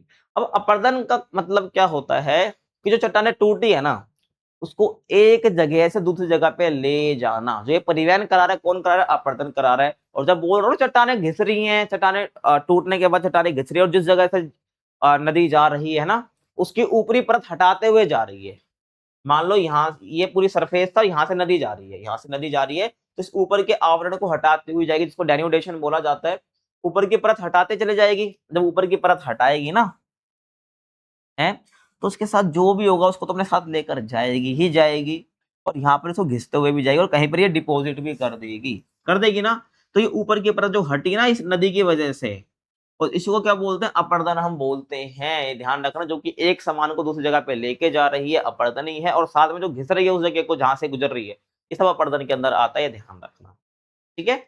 और अपरदन के कारक ही होते हैं एक तरीके से ये, नदी, पानी, हवा, ये समझ रहे हो आप। और खनिज संपदा में समृद्धि, जब चट्टानें टूटती है ना, तो चट्टानों को जो खनिज होते हैं वो दिखने लग जाते हैं, बाहर आ जाते हैं। इस वजह से क्या होता है, जो खनिज होता है ना, उसमें हमें ग्रोथ देखने को मिलती है, खनिज संपदा में वृद्धि हमें देखने को मिलती है, और भूस्खलन यानी लैंडस्लाइड, आगे पढ़ेंगे इसको। तो पहले हम बात करते हैं वृत्त संचलन की, मास मूवमेंट क्या होता है। देखो भाई, तो जो वृत्त संचलन है ना, ये जो मास मूवमेंट है, इसके अंतर्गत वो सभी संचलन, वो सभी मूवमेंट्स आती हैं जिनमें चट्टानों का वृद्ध मलबा, जिसको डेब्रिज बोलते हैं, गुरुत्वाकर्षण के डायरेक्ट प्रभाव से ढाल के अनुसार नीचे की ओर स्थानांतरित होता है ना। आप ये देखो, जैसे कि आपको दिखाना चाहूं, आप यहां से एक बार समझो, है ना। ये क्या है भाई, एक बहुत बड़ी चट्टान है ना, पहाड़ कह लीजिए आप। गुरुत्वाकर्षण बल तो लग ही रहा है, मैंने बता दिया, गुरुत्वाकर्षण बल तो लग ही रहा है। तो डायरेक्ट बोला गया है कि यहाँ पर कि चट्टानों का जो वृद्ध मलबा है ना, ये जो मलबा है वो किसके कांटेक्ट में आ रहा है भाई, यही सब समझ लो, है ना। जो चट्टानों का मलबा है ये किसके कांटेक्ट में आ रहा है, गुरुत्वाकर्षण बल के कांटेक्ट में आ रहा है। और डायरेक्ट कांटेक्ट में आने की वजह से जो मलबा बहुत तेजी से नीचे गिरता है ना, इसी को वृद्ध संचलन बोला जाता है। ठीक है, देखो, चट्टानों का जो वृद्ध मलबा है वो गुरुत्वाकर्षण के सीधे प्रभाव के वजह से क्या होता है, ढाल की वजह से, देखो ढाल तो है ही, और गुरुत्वाकर्षण बल भी लग रहा है, तो ये सीधा डायरेक्ट जो है नीचे आ रहा है, ये मलबा डेब्रीज नीचे की ओर स्थानांतरित हो रहा है, ट्रांसफर हो रहा है, इसी को वृत्त संचलन बोला जाता है। इसमें वायु, जल, हिम की सहायता आवश्यक नहीं होती है। ये नहीं कि वायु चाहिए तभी वो मलबा नीचे गिरेगा, है ना, कि भाई जल चाहिए, हिम चाहिए, नहीं भाई। अगर ढलान है ना, और मलबा है बहुत सारा, अब मलबा ऐसे तो आया नहीं होगा, वो अपक्षय की वजह से ही हुआ होगा, ध्यान रखना है आपको। अब वो नीचे कैसे आएगा, ढलान तो है ही रही, और वो ढलान पे और तेजी से नीचे कैसे आता है, वो आता है गुरुत्वाकर्षण बल वहां पे लग रहा होता है, उसका प्रभाव लग रहा होता है, ग्रेविटी लग रही होती है। तो ध्यान रखना, वायु, जल, हिम की सहायता नहीं होती है, बल्कि ये तत्व जो है इस प्रक्रिया को और तीव्र कर सकते हैं। इनकी जरूरत नहीं होती है, अगर ये हो गए, मान लो ये वहां पर अवेलेबल है, तो इस मास मूवमेंट, जो वृत्त संचलन है, इसको और तेज कर देंगे, बाकी नीड नहीं है, ध्यान रखना है। और इसी वृत्त संचलन की वजह से पता है क्या होता है, हमें फ्रैक्चर देखने को मिलता है, बहाव देखने को मिलता है, खिसकना देखने को मिलता है, और पत्थर का गिरना हमें देखने को मिलता है, इसी वृत्त संचलन की वजह से। इसका परिणाम क्या होता है, हमें मान लो कि भाई चट्टान फ्रैक्चर देखने को मिलेगा, इतना बड़ा मलबा यहाँ मतलब बहुत तेजी से नीचे गिरता है, तो हमें फ्रैक्चर देखने को मिल सकता है। भाव तो बताइए दिए, है ना, ये तो भाव ही तो है जब नीचे आ रहा है, ये फ्लो ही तो है ये, है ना भाई। खिसकना हो सकता है, चट्टान का पूरा हिस्सा, मान लो यहाँ से पूरा चट्टान का पूरा हिस्सा खिसक गया, ये हमें देखने को मिल सकता है। और पत्थर का गिरना, ये सब इसके परिणाम होते हैं वृत्त संचलन के। अब वृत्त संचलन की सक्रियता के कारक क्या होता है, मतलब मैं बोलूं कि वृत्त संचलन जो है क्यों हो जाता है, सिंपल से ऐसे कुछ रीजन है, ध्यान से समझना आप। पहला है प्राकृतिक कृत्रिम आधार का हटना, प्राकृतिक या कृत्रिम आधार का हटना। तो कहने का मतलब ये है, देखो, जहां से नीचे गिर रहा है ना, तो मान लो ये यहाँ से जो कुछ संरचना ये हट गई, या मान लो यहाँ पर ऊपर तो बहुत सारा मलबा तो जमा ही था ही, तो चट्टानों के जो अंश थे वो तो बिखरे हुए थे ही, यहाँ पर कुछ ऐसा स्टोप था जो प्राकृतिक आधार था, एक कृत्रिम आधार। प्राकृतिक आधार तो ये हो गया, पहले से यहाँ पर कोई रुकावट थी, पहले से रुकावट थी, वो यहाँ पर रुकावट हट गई, या मान लो हमने या इंसानों ने ही क्या आर्टिफिशियल तौर पर इस, ताकि यहाँ पर ये नीचे ना गिरे, ये तो मलबा है, यहाँ पे नीचे ना गिरे, तो यहाँ पर क्या कर दिया, कुछ हमने ही कुछ रुकावट डाल दी, लगा दी, ताकि नीचे ना गिरे। तो अगर वो हट जाती है तो वृत्त संचलन हमको देखने को मिलता है। आप ऐसे इलाके में कभी जाएंगे जहां पर भाई बहुत ज्यादा चट्टाने पहाड़ हमको देखने को मिलता है, बट डर रहता है कि कहीं लैंड स्लाइड ना हो जाए, मतलब वृत्त संचलन ना हो जाए, मलबा नीचे ना आ जाए। तो वहां पर क्या होता है कि जो गवर्नमेंट होती है वो आर्टिफिशियली क्या करती है, यहाँ पर इसको रोकने का काम करती है। अगर वो हट जाएगा तो डायरेक्ट सब नीचे आएगा, समझ रहे हो आप। उसके बाद ढाल की प्रवणता और ऊंचाई में वृद्धि, जो वृत्त संचलन किस पर डिपेंड करता है कि एक तो ये चट्टान है कितनी ऊंची है ना, और उसकी ढाल, ढाल जितनी ज्यादा होगी ना भाई, उतना ही ज्यादा रहेगा कि हाँ, उतनी तेजी से क्या होगा, वृत्त संचलन हमको देखने को मिलने वाला है, मास मूवमेंट हमको देखने को मिलने वाला है। उसके बाद है अधिभार, मतलब चट्टानों पर क्या है, बहुत ज्यादा भार है, चट्टानों पर क्या है, बहुत ज्यादा भार, बहुत ज्यादा वेट है, इस तरह से भी क्या हो सकता है भाई, वृत्त संचलन हो सकता है। उसके बाद अत्यधिक वर्षा और संतृप्ति, क्या होता है इसका मतलब कि भाई चट्टान है ना, बहुत ज्यादा बारिश हो गई उस साइड, जहां भी चट्टाने हमें देखने को मिलती है बहुत ज्यादा, वहां पर बहुत ज्यादा बारिश हो गई, और बारिश होगी, चट्टाने क्या करेंगे भाई, पानी को सोख लेंगे, और एक ऐसा टाइम आएगा कि चट्टाने और पानी नहीं सोख पाएंगे, उसको बोलेंगे कि संतृप्त हो गई, चट्टाने क्या हो गई, संतृप्त हो गई, सैचुरेटेड हो गई। तो चट्टान और पानी नहीं सोख सकती है, तो क्या होगा कि सारा जो भाई यहाँ पर चट्टान है वो कमजोर तो हो ही जाएगी, क्योंकि पानी ने सोख लिया, क्योंकि पानी क्या करती है, चट्टानों को कमजोर करती है। जब अधिक वर्षा होगी, संतृप्ति हो जाएगी, मतलब और पानी इसके अंदर घुस नहीं पाएगा, वो ऑलरेडी इतना पानी हो चुका है, तो चट्टानों को कमजोर करने के बाद चट्टाने टूट ही जाएगी और खुद ही सारी सब चट्टाने जो है ढह जाएंगी। ये ध्यान आपको रखना है। उसके बाद है भूकंप, मतलब चट्टान वाले इलाके में भूकंप आ गया। हाँ, यहाँ पे चट्टान है और यहाँ पर भूकंप आ गया नीचे वाली साइड पे, ठीक है। तो यहाँ पे भूकंप आएगा तो भाई झटका लगेगा, और झटका या भूकंप लगने की वजह से, भूकंप आने की वजह से क्या होगा, चट्टानों में क्रैक आ सकता है और चट्टान नीचे आके टूट सकती हैं। जितना मलबा है, चट्टानें जो खुद ही टूट जाएंगी, सारी चारे नीचे आ जाएंगी। इसमें जो छोटे छोटे टुकड़े होंगे वही नीचे आ जाए, मलबा नीचे आ जाए, या तो भूकंप इतना तेज आया कि पूरी की पूरी चट्टान जो है नीचे ढह गई। ये वृत्त संचलन ही है। उसके बाद विस्फोट होना या कोई मशीनों का कंपन, मान लो चट्टानों के आसपास कोई काम चल रहा है ना, जिस वजह से क्या हो रहा है, उस आसपास एरिया में कंपन पैदा हो रहा है। जैसा वो पता है ना, मान लो खनन का काम चल रहा है, माइनिंग चल रही है और आसपास बहुत सारी चट्टाने हैं, तो चट्टाने ढहने का डर रहता है इन मशीनों की वजह से, ध्यान रखना है।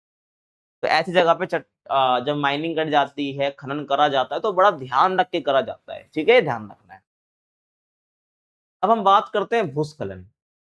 वृत्त संचलन समझ गए, भूस्खलन भी समझ आ जाएगा, क्योंकि भूस्खलन वृत्त संचलन आपस में एक रिलेटेड ही है, बच्चे अंतर नहीं कर पाते हैं इसके अंदर, ध्यान रखना आपको, लेकिन आप कर लोगे।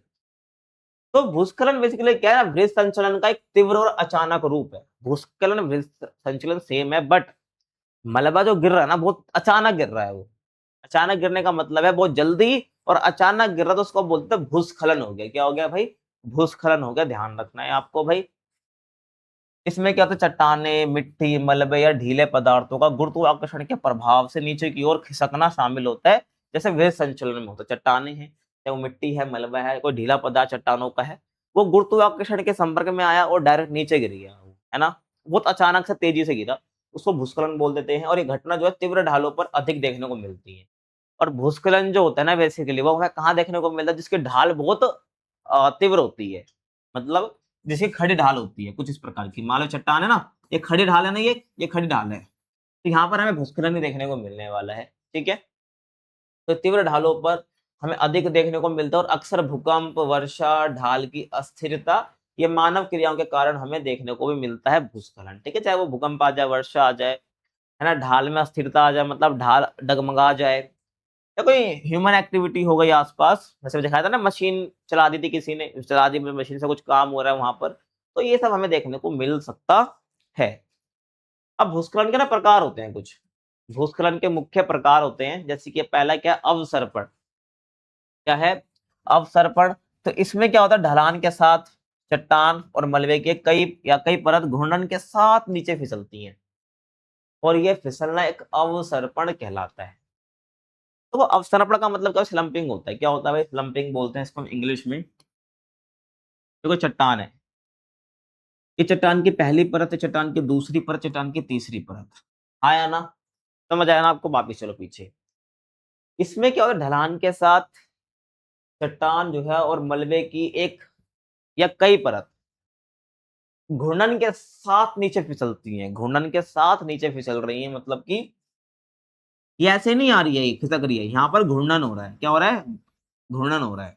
और क्या हो रहा है, ये जो है फिसल रही है नीचे घूर्णन के साथ। नीचे यहाँ पे देखो दिखेगा नहीं, बस यहाँ पर घूर्णन हो रहा है नीचे से, क्योंकि चट्टान ने जो है क्या, तो उसकी कई परत नीचे की ओर फिसल रही है, इसको बोला जाता है अवसर्पण, ठीक है, समझ आ गया आपको। अब मलबा स्खलन क्या होता है, जब मलबा नीचे आए, सिंपल सा है। इसमें क्या होता है, पृथ्वी के पिंड के घूर्णन के बिना, मतलब इसमें इतना घूर्णन नहीं होता है, बल्कि क्या होता है, तेजी से लुढ़कता हुआ मलबा नीचे आता है। देखो एक होता है कि भाई घूर्णन करते हुए स्लोली स्लोली आ रहे हैं, बल्कि लेकिन मलबा स्खलन में क्या होता है, जो मलबा है ना वो लुढ़कता हुआ आ रहा है बहुत तेजी से, उसको मलबा स्खलन बोलते हैं। उसमें घूर्णन के बिना मलबा जो है, जो मिट्टी पत्थर होगा, वो तेजी से नीचे लुढ़कता हुआ आता है। इससे में अक्सर जो ना खड़ी जगह या मुख से मिट्टी मलबा स्वतंत्र रूप से नीचे गिरता है। तो अक्सर जब मलबा स्खलन है वो कहाँ देखने को मिलेगा, ये अक्सर हमें देखने को मिलेगा खड़ी ढाल पे, तो डायरेक्ट क्या है, क्या हुआ भाई, डायरेक्ट यूं लुढ़का और नीचे, यूं लुढ़का और डायरेक्ट नीचे। दिखा देता हूँ मैं आपको मलबा स्खलन, देखो आप, ये देखो आप, एकदम खड़ी ढाल थी, क्या थी, खड़ी ढाल थी, यहाँ से मलबा लुढ़का और डायरेक्ट नीचे। तो खड़ी ढाल पे जब हमें मलबा नीचे गिरता हुआ देखने को मिलता है, इसको मलबा स्खलन हम बोलते हैं। बाकी और ये आपका अवसर्पण है। ये क्या आपका अवसर्पण है, एक परत या कई परत जो है नीचे आ रही है घूर्णन करते हुए, है ना। तो क्या बोलते हैं हम, इसको हम बोलते हैं अवसर्पण। समझ आ गया आपको।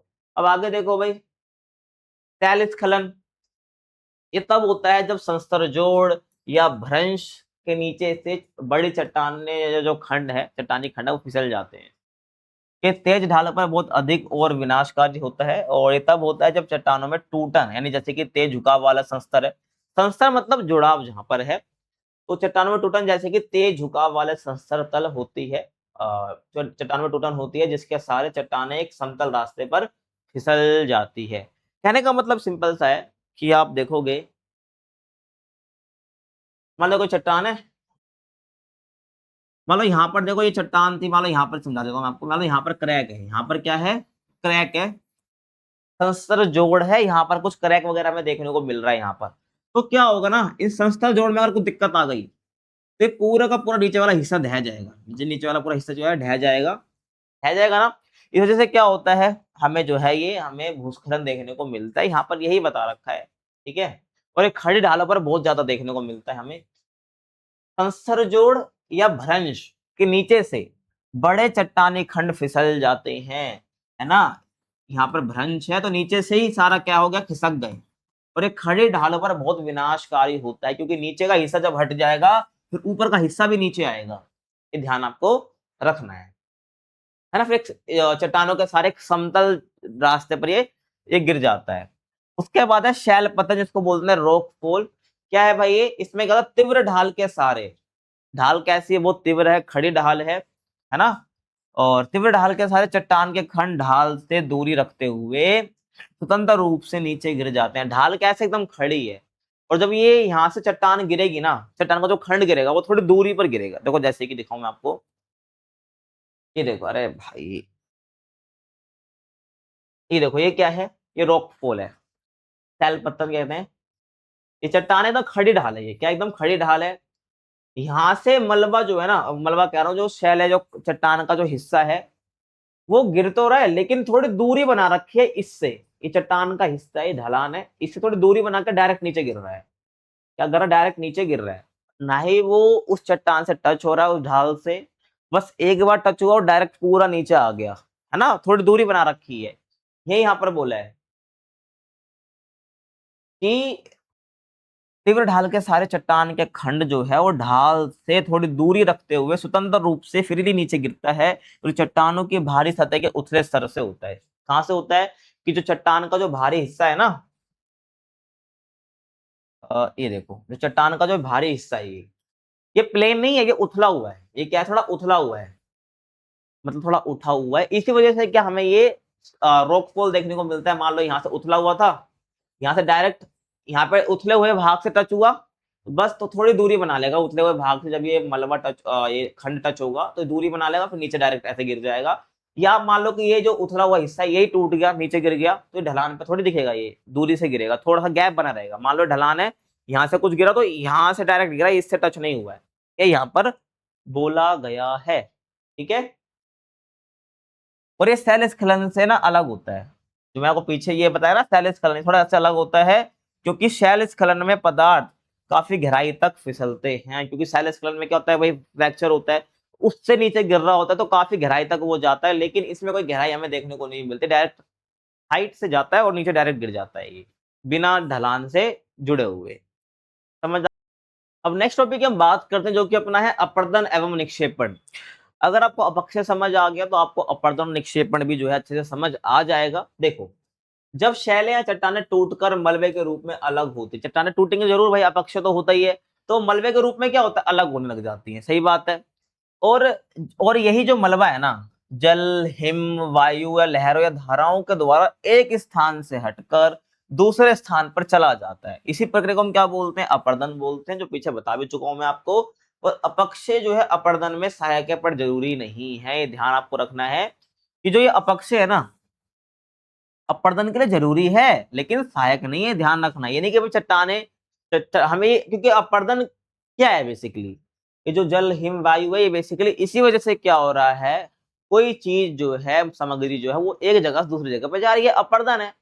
अब जो मलबा वगैरह है यहाँ ये अपक्षी की वजह से होता है ना, तो इसलिए यहाँ पर बोला गया कि अपक्षय अपर्दन में सहायक है, लेकिन जरूरी नहीं, क्योंकि अपर्दन उसके बिना भी होएगा। अपर्दन जो अपक्षय के बिना भी होएगा वो फिर भी एक जगह से दूसरी जगह पे सामान को लेता हुआ ही जाएगा, ये ध्यान रखना है आपको। आगे चलो, आगे मैं बात करूं, और जब अपर्दन करने वाले कारकों की ऊर्जा घट जाती है तो वे पदार्थ को गिरा देते हैं। सही बात है, देखो भाई मैंने बताया ना कि जब ये अपर्दन जो हो रहा है, अपर्दन कारक जैसे कि नदी मान लो आप, है ना, अब नदी एक जगह से गुजर रही है और अपने साथ वो मलबा लेके तो जा रही है। जब इस नदी की ऊर्जा घट जाएगी, ऊर्जा कब घटेगी, जब ये नीचे आ जाएगी, समतल जगह पर आ जाएगी, क्योंकि ऊंचाई पर आते तो उसको ऊर्जा मिलती रहती है, लेकिन जब ये समतल जगह पर आएगी ना तो उसकी ऊर्जा घट जाएगी, क्योंकि समतल जगह पर इसकी स्पीड धीरे हो जाएगी। और जब ये इसकी ऊर्जा घट जाएगी या समतल जगह पर आ जाएगी तो क्या होगा, ये पदार्थों को गिराना स्टार्ट कर देगी। पहले भारी पदार्थों को गिराएगी, फिर हल्के कणों को क्या करेगी, छोड़ेगी। इसको क्या बोला जाता है, निक्षेपण बोला जाता है। और इससे क्या होगा, जो निम्न भूभाग होगा वो भर जाते हैं। मतलब रास्ते में मान लो गड्ढा वगैरह है ना समतल जगह पर, तो ये मलबा जब गिराएगी तो जो निम्न भूभाग है, जो डिप्रेशन है, जो गड्ढा है, वो भर जाएगा और वो भी क्या हो जाएगा, एक समतल जगह बन जाएगी। देखो जैसे कि ये एक एग्जाम्पल आपको समझ आ जाएगा, पर्वत वगैरह से जो है, जो घाटियां है, यहाँ से क्या हो रही है, नदी निकल रही है। तो यहाँ पे तो उसकी ऊर्जा बहुत ज्यादा थी, स्पीड बहुत ज्यादा थी नदी की, लेकिन जब जैसे जैसे यहाँ पर आई तो यहाँ पर जो उसकी स्पीड है नदी की वो धीरे हो गई, तो यहाँ पर पहले भारी कण गिराए, फिर यहाँ पर जो है थोड़े हल्के कण गिराए, जैसे मतलब रेत आ गए, छोटे कंकड़ आ गए, है ना, यहाँ पर कंकड़ बजरी बड़े पत्थर गिरा दिए थे।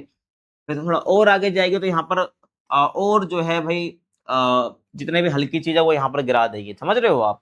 और आप यहाँ पर देखो, समझो कि मैं बता रहा निम्न भूभाग, है ना, जैसे कि जैसे आगे आगे के बढ़ते जाएगी ना तो ये कितना गहरा गड्ढा था, है ना, ये निम्न भूभाग है। जैसे नदी आगे बढ़ेगी तो इसको भरती चले जाएगी, इसमें जमा करती चले जाएगी, ये जो मलबा मिट्टी वगैरह है, और आगे जाएगी तो ये और भरते चले, मतलब ये दिखाया गया पहले कैसा था, फिर ये कैसा था, फिर ऐसा हो गया। ये कैसे हुआ, ये नदी की वजह से, क्योंकि नदी तो कंटिन्यूसली चलते जा रही है वहां पर। तो ये जो निम्न भूभाग था, इसमें थोड़ा कंपेरेटिव थोड़ा गड्ढा था, यहाँ पर गहरा था ये, तो इसको क्या होगा, पहले भरेगी, फिर और भरने के बाद ये ऐसा हो जाएगा, है ना, और ये क्या हो जाएगा, पूरा भर जाएगा। इसको बोलते हैं डिप्रेशन। तो क्या होता है, निम्न भूभाग भर जाते हैं और मैदान, डेल्टा, बालूतट जैसी स्थलाकृतियां बनती है। निम्न भूभाग भर गए, और ये जो नदी है कहीं तो अपना पानी गिराएगी, गिराने के बाद और यहाँ पर गिराती है ना, वहां पर हमें डेल्टा बनते देखने को मिल जाएंगे, है ना। तटों पर जो मिट्टी रहती है वो भी सब हमें जो है इसी वजह से देखने को मिलती है, अपर्दन की वजह से ही। समझ आया आपको।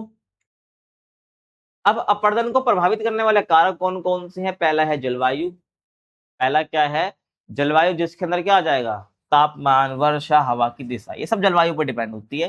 तो इस वजह से क्या होता है, अपर्दन प्रभावित होता ही होता है। उसके बाद सेल की संरचना कैसी है, क्योंकि सेलों का प्रकार कैसा है ना, और सेलो कैसी है, सॉफ्ट है, नरम है, मतलब कि मृदु शैल है, कठोर शैल है, उसमें तो फर्क पड़ता है, क्योंकि चट्टाने वैसे हिसाब से टूटेंगी। अगर कठोर चट्टान के ऊपर से कोई हवा पानी भी काम करेगा तो टूटेगी नहीं, है ना, बहुत टाइम लगेगा। तो शैलों के प्रकार पर भी और कठोरता पर भी डिपेंड करता है कि अपर्दन किस प्रकार का होगा। उसके बाद ढाल, जितनी अधिक ढाल होगी उतना ही ज्यादा क्या होगा, अपर्दन होगा, ये ध्यान रखना, क्योंकि उतना ज्यादा मलबा नीचे की साइड आएगा। उसके बाद वनस्पति, पेड़ पौधे जो है अपर्दन को रोकते हैं, ध्यान रखना है आपको। जितने ज्यादा पेड़ पौधे एक जगह पे आ जाएंगे ना उतना ही अपर्दन में रुकावट आती है, ध्यान रखना, ठीक है। तो पेड़ पौधे क्या करते हैं, अपर्दन को रोकते हैं, प्रभावित करने वाले कारक। अब आगे हम बात करते हैं मृदा निर्माण की। देखो, मृदा वह ऊपरी परत होती है जो पृथ्वी की सतह पर बनती है, जिसमें पौधे उगते हैं, जीवन का आधार तैयार होता है, क्योंकि जमीन, मिट्टी के बिना कुछ काम नहीं, तो मिट्टी पे ही खेती होती है, पौधे उगते हैं, ये ध्यान रखना, जीवन का आधार तैयार होता है। और मैदान में जब मिट्टी को छूते हैं तो या खेतों में कार्य करते हैं और उसके कणों को स्पर्श करते हैं तो आपको मिलता क्या है, ये वही मृदा है जिसमें असंख्य भौतिक, रासायनिक और जैविक प्रक्रिया निरंतर चलती रहती है। आप खेतों में काम कर रहे हैं, आप मैदान में जाके मिट्टी को छू रहे हैं, वो क्या है, वो मृदा ही है। समझ रहे हो आप, ध्यान रखना है, इसके अंदर सारे जो प्रक्रिया है और रासायनिक, जैविक और भौतिक प्रक्रिया हमें चलती हुई देखने को मिलती है, ठीक है। अब नेक्स्ट हम बात करते हैं मृदा निर्माण की प्रक्रिया है, मतलब जो मृदा है, जो सोइल है, वो बनती कैसे, क्या प्रोसेस फॉलो होता है।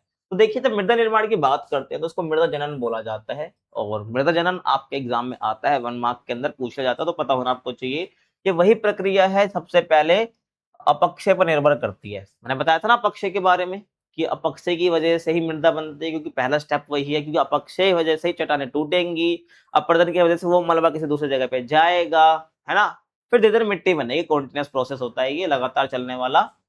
अब देखो यहाँ पे लिखा अपक्षयी प्रवाह, यानी कि अपक्षयी पदार्थों की गहराई ही मृदा निर्माण का मूल आधार है, कि जो मिट्टी है वो कितनी गहराई है उसकी, वो गहराई कैसे बनेगी। एक जगह पर जैसे मान के चलो ये कोई जगह है ना, ये कोई जगह है, लगातार के यहाँ पर जो है जो मलबा वगैरह है, रेत वगैरह, वो यहाँ पर डलता जा रहा है बार बार। जैसे यहाँ पर डल गया, और डलता जा रहा है, और डलता जा रहा है, और डलता जा रहा है नदी वगैरह की वजह से।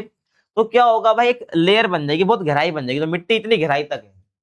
तो कहने का मतलब है जो अपक्षयी प्रवाह है, यानी जो अपक्षयी पदार्थ की गहराई ही है मृदा निर्माण का मूल आधार है। कितनी जो अपक्षयी पदार्थ है ना, जो अपक्षयी पदार्थ मतलब चट्टानों को जो टूटने से जो पदार्थ बना है, उस और उसको अपरदन की वजह से जहां पर उसको डिपॉजिट करा गया है, उसकी गहराई कितनी है, उसी वजह से जो है मृदा निर्माण की बात करी जाती है। और इन परतों पर बैक्टीरिया, काई, लाइकेन जैसे सूक्ष्म पौधे उगते हैं। मिट्टी पर हर चीज उगती है, ठीक है, ध्यान रखना आपको। और इनके साथ कई छोटे छोटे जीव भी रहते हैं और ह्यूमस बनाते हैं। तो मिट्टी के ऊपर ही मतलब जो ये पदार्थ है ना, जो हमें देखने को मिलते हैं, जहां पर इसको इकट्ठा करा गया है, तो यहाँ पर कई छोटे जीव भी रहने लग जाते हैं और ह्यूमस भर देते हैं इसके अंदर, ठीक है, नमी भर देते हैं। और जब ह्यूमस भरेंगे तो क्या होगा, और धीरे धीरे यहाँ पर घास, झाड़ियां और पेड़ उगने लग जाएंगे, और पौधे की जड़ें जो है ना, वो जाएंगे मिट्टी के अंदर। भाई मिट्टी के अंदर जड़ें होंगी तभी तो पौधा उग रहा है ना। तो ये पौधे की जड़ें क्या करते, जो उगे हैं, जो इस जगह पर मिट्टी बन रही है, उस पर जो पेड़ उगे उनकी जड़ें क्या करती हैं, मिट्टी के अंदर रहती है, तो उनको ढीला करती है। और बिल बनाने वाले जीव मिट्टी के कणों को ऊपर लाते हैं, और जो बिल बना रहे हैं ना जीव, वो मिट्टी के कणों को ऊपर लेके आ रहे हैं। इससे क्या होता है, मिट्टी छिद्र युक्त बनती है। इससे क्या होता है, मिट्टी में होल रहते हैं, छेद रहते हैं, और जल और वायु प्रवेश करने लग जाती है। इसी वजह से जो ये मिट्टी बनने के जो प्रोसेस के अंदर क्या होता है, जल जाने लग जाएगा, वायु प्रवेश करने लग जाएगी। इस वजह से क्या होगा, जो मिट्टी है वो परिपक्व बन जाएगी, खनिज और जैव पदार्थों से भरपूर मिट्टी बनने लग जाती है, जब उसके अंदर हवा, पानी सब जाने लग जाता है। तो ठीक है, समझ आया आपको। अब आगे हम बात करते हैं मृदा निर्माण के कारक, कि मृदा निर्माण किन किन फैक्टर पर डिपेंड करती है। देखो, पहला है जलवायु। तो मैंने बता दिया आपको कि भाई अपक्षय होगा, मलबा किसी दूसरी जगह पे जाएगा, है ना, वो लगातार चलता रहेगा, पौधे उगेंगे, जड़ें ढीला करेंगी मिट्टी को, फिर धीरे धीरे मिट्टी बनने लग जाती है। तो अब वो मिट्टी बनने का जो कारक है ना, वो कैसे है, देखो, पहला है जलवायु। तो जलवायु क्या करता है, मूल शैल के अपक्षय को प्रभावित करता है। भाई जो मूल शैल का मतलब जो चट्टाने हैं जिनके अंदर बहुत सारी शैल है, कि शैलों से चट्टाने बन रही हुई है, ध्यान रखना है। तो जो मूल शैल है ना, उसके अपक्षय पर ही जो मिट्टी निर्माण टिकी हुई है भाई, कि जैसे चट्टान होगी वै उसी प्रकार की आपको मिट्टी भी देखने को मिलने वाली है। और अपक्षय कब होगा, जैसे जलवायु होगी। मान लो कि भाई बारिश हो रही है तो चट्टानें टूटेंगी, है ना, तापमान बहुत ज्यादा है तो चट्टानें फैलेंगी, तापमान बहुत कम है तो चट्टानें सिकुड़ेंगी। तो ये सब क्या है, जलवायु की वजह से ही तो होता है। तो ये ध्यान रखना है, जलवायु जो है मूल शैल के अपक्षय को प्रभावित करती है, ठीक है। और अधिक वर्षा से मिट्टी में ह्यूमस की मात्रा बढ़ती है, लेकिन भारी वर्षा जो है मिट्टी के उपजाऊपन को कम भी करती है, ध्यान रखना है। तो जलवायु बहुत ज्यादा जरूरी है अगर मृदा निर्माण की बात हम करते हैं। अब आगे देखो, मृदा निर्माण के कारक में ही दूसरा क्या, मूल पदार्थ। तो ये मूल पदार्थ क्या, जैसे चट्टान होगी ना, वही क्वालिटी जो है आपको जो है मिट्टी में देखने को मिलने वाली, यानी कि जिस प्रकार की चट्टानों का अपक्षय होता है उसी प्रकार की मिट्टी भी बनती है। एग्जाम्पल के लिए, दक्षिण भारत की मिट्टी जो है ना, वहाँ की आधार शैलों के कारण ही काली होती है। मतलब दक्षिण भारत में जो चट्टानें हैं वो, उनकी खासियत क्या होती है, वो काली कलर की चट्टानें होती हैं। और दक्षिण भारत की जो मिट्टी है, मेनली महाराष्ट्र वाले रीजन की, वहां पर आपको काली मिट्टी देखने को मिलती है, ध्यान आपको रखना है। तो दक्षिण भारत की जो मिट्टी है वहाँ की आधार शैलों के कारण है, क्योंकि वहाँ की जैसे शैल है, उन्हीं की वजह से वहाँ की मिट्टी हमें वैसे देखने को मिलती है, यानी काली देखने को मिलती है। तो चट्टान ऐसी थी, फिर टूट कर ऐसी हो गई, इसको बोलते हैं अपक्षयित पदार्थ, और फिर बाद में इससे मिट्टी बन गई। ठीक है, समझ रहे हो ना आप। तो पहले कैसी थी, इसी से मिट्टी बनी है ये। तो मूल पदार्थ जैसा होगा वैसी मिट्टी बनने वाली है। उसके बाद उच्चावच। तो पहाड़ी क्षेत्रों में मिट्टी की परत पतली होती है और मैदानी भागों में मिट्टी की परत मोटी होती है, क्योंकि देखो, जब एक हाइट से जो है मलबे को लेके आ रही है नदी ना, तो हर जगह पे कुछ ना कुछ छोड़ते हुए जाती है। तो जो पर्वत वाला इलाका, वहां पे मिट्टी तो बनेगी लेकिन बहुत पतली परत रहेगी। लेकिन जो मैदानी वाला इलाका, जहां पर जितना मलबा था वो पूरा का पूरा वहीं छोड़ती है समतल वाले इलाके में, मैदानी वाले इलाके में, तो वहां पर थोड़ी गहराई वाली मिट्टी बनेगी। तो मैदानी भागों में मिट्टी की थोड़ी गहराई ज्यादा होगी, यानी परत मोटी बनेगी। और पहाड़ी क्षेत्रों में जो है हमको परत पतली देखने को मिलेगी कुछ इस प्रकार से। तो पहाड़ी क्षेत्र है ना, तो यहाँ पर कितनी पतली परत है, इतनी पतली परत देखने को मिलेगी। और मैदानी क्षेत्र में इतनी मोटी परत जो है देखने को मिलेगी मिट्टी। सिंपल है, समझ आया आपको। उसके बाद देखो जैविक क्रियाएं। तो वनस्पति आवरण, सूक्ष्म जीव की उपस्थिति क्या करते हैं, मिट्टी को अधिक उपजाऊ बनाती। पीछे मैंने बताया ये जीव वगैरह है ना, ये जो जड़ें वगैरह हैं क्या करती है, मिट्टी को और अच्छा बनाती है, उपजाऊ बनाती है, ह्यूमस भर देती है उसके अंदर। और आगे देखो समय, लंबे समय तक बनी मिट्टी अधिक उपजाऊ और परिपक्व यानी मिच्योर होती है। मिट्टी को बनने में काफी टाइम लगता है, जितना ज्यादा लंबा समय लगेगा मिट्टी को बनने में, उतनी अच्छी उपजाऊ मिट्टी ये बनेगी। समझ रहे हो आप। तो इसी के साथ आपका जो चैप्टर ये फिनिश होता है। आई होप आपको समझ आया होगा। कुछ डाउट है तो हमने इंस्टाग्राम पर पूछ सकते हो, यूजर नेम आपके सामने है। और कुछ पर्सनल क्वेरी तो वो पूछ सकते हो। बाकी आपको जो भी दिक्कत आती है, परेशानी, कुछ समझ नहीं आया, तो आप कमेंट करके पूछ सकते हो। ठीक है, अपना कमेंट करा करो, जो भी आपको समझ नहीं आया उसका रिप्लाई आपको तुरंत मिल जाएगा। अगर आपको वीडियो पसंद है तो क्या करना है, चैनल को सब्सक्राइब करना है, वीडियो को लाइक करना है, और कमेंट करना है प्यारा सा, आपको चैप्टर कैसा लगा, पढ़ने में मजा आया या नहीं आया। बाकी वीडियो को शेयर भी आप कर सकते हो। मिलते हैं आपसे अगले वीडियो में, तब तक के लिए थैंक्स फॉर वॉचिंग।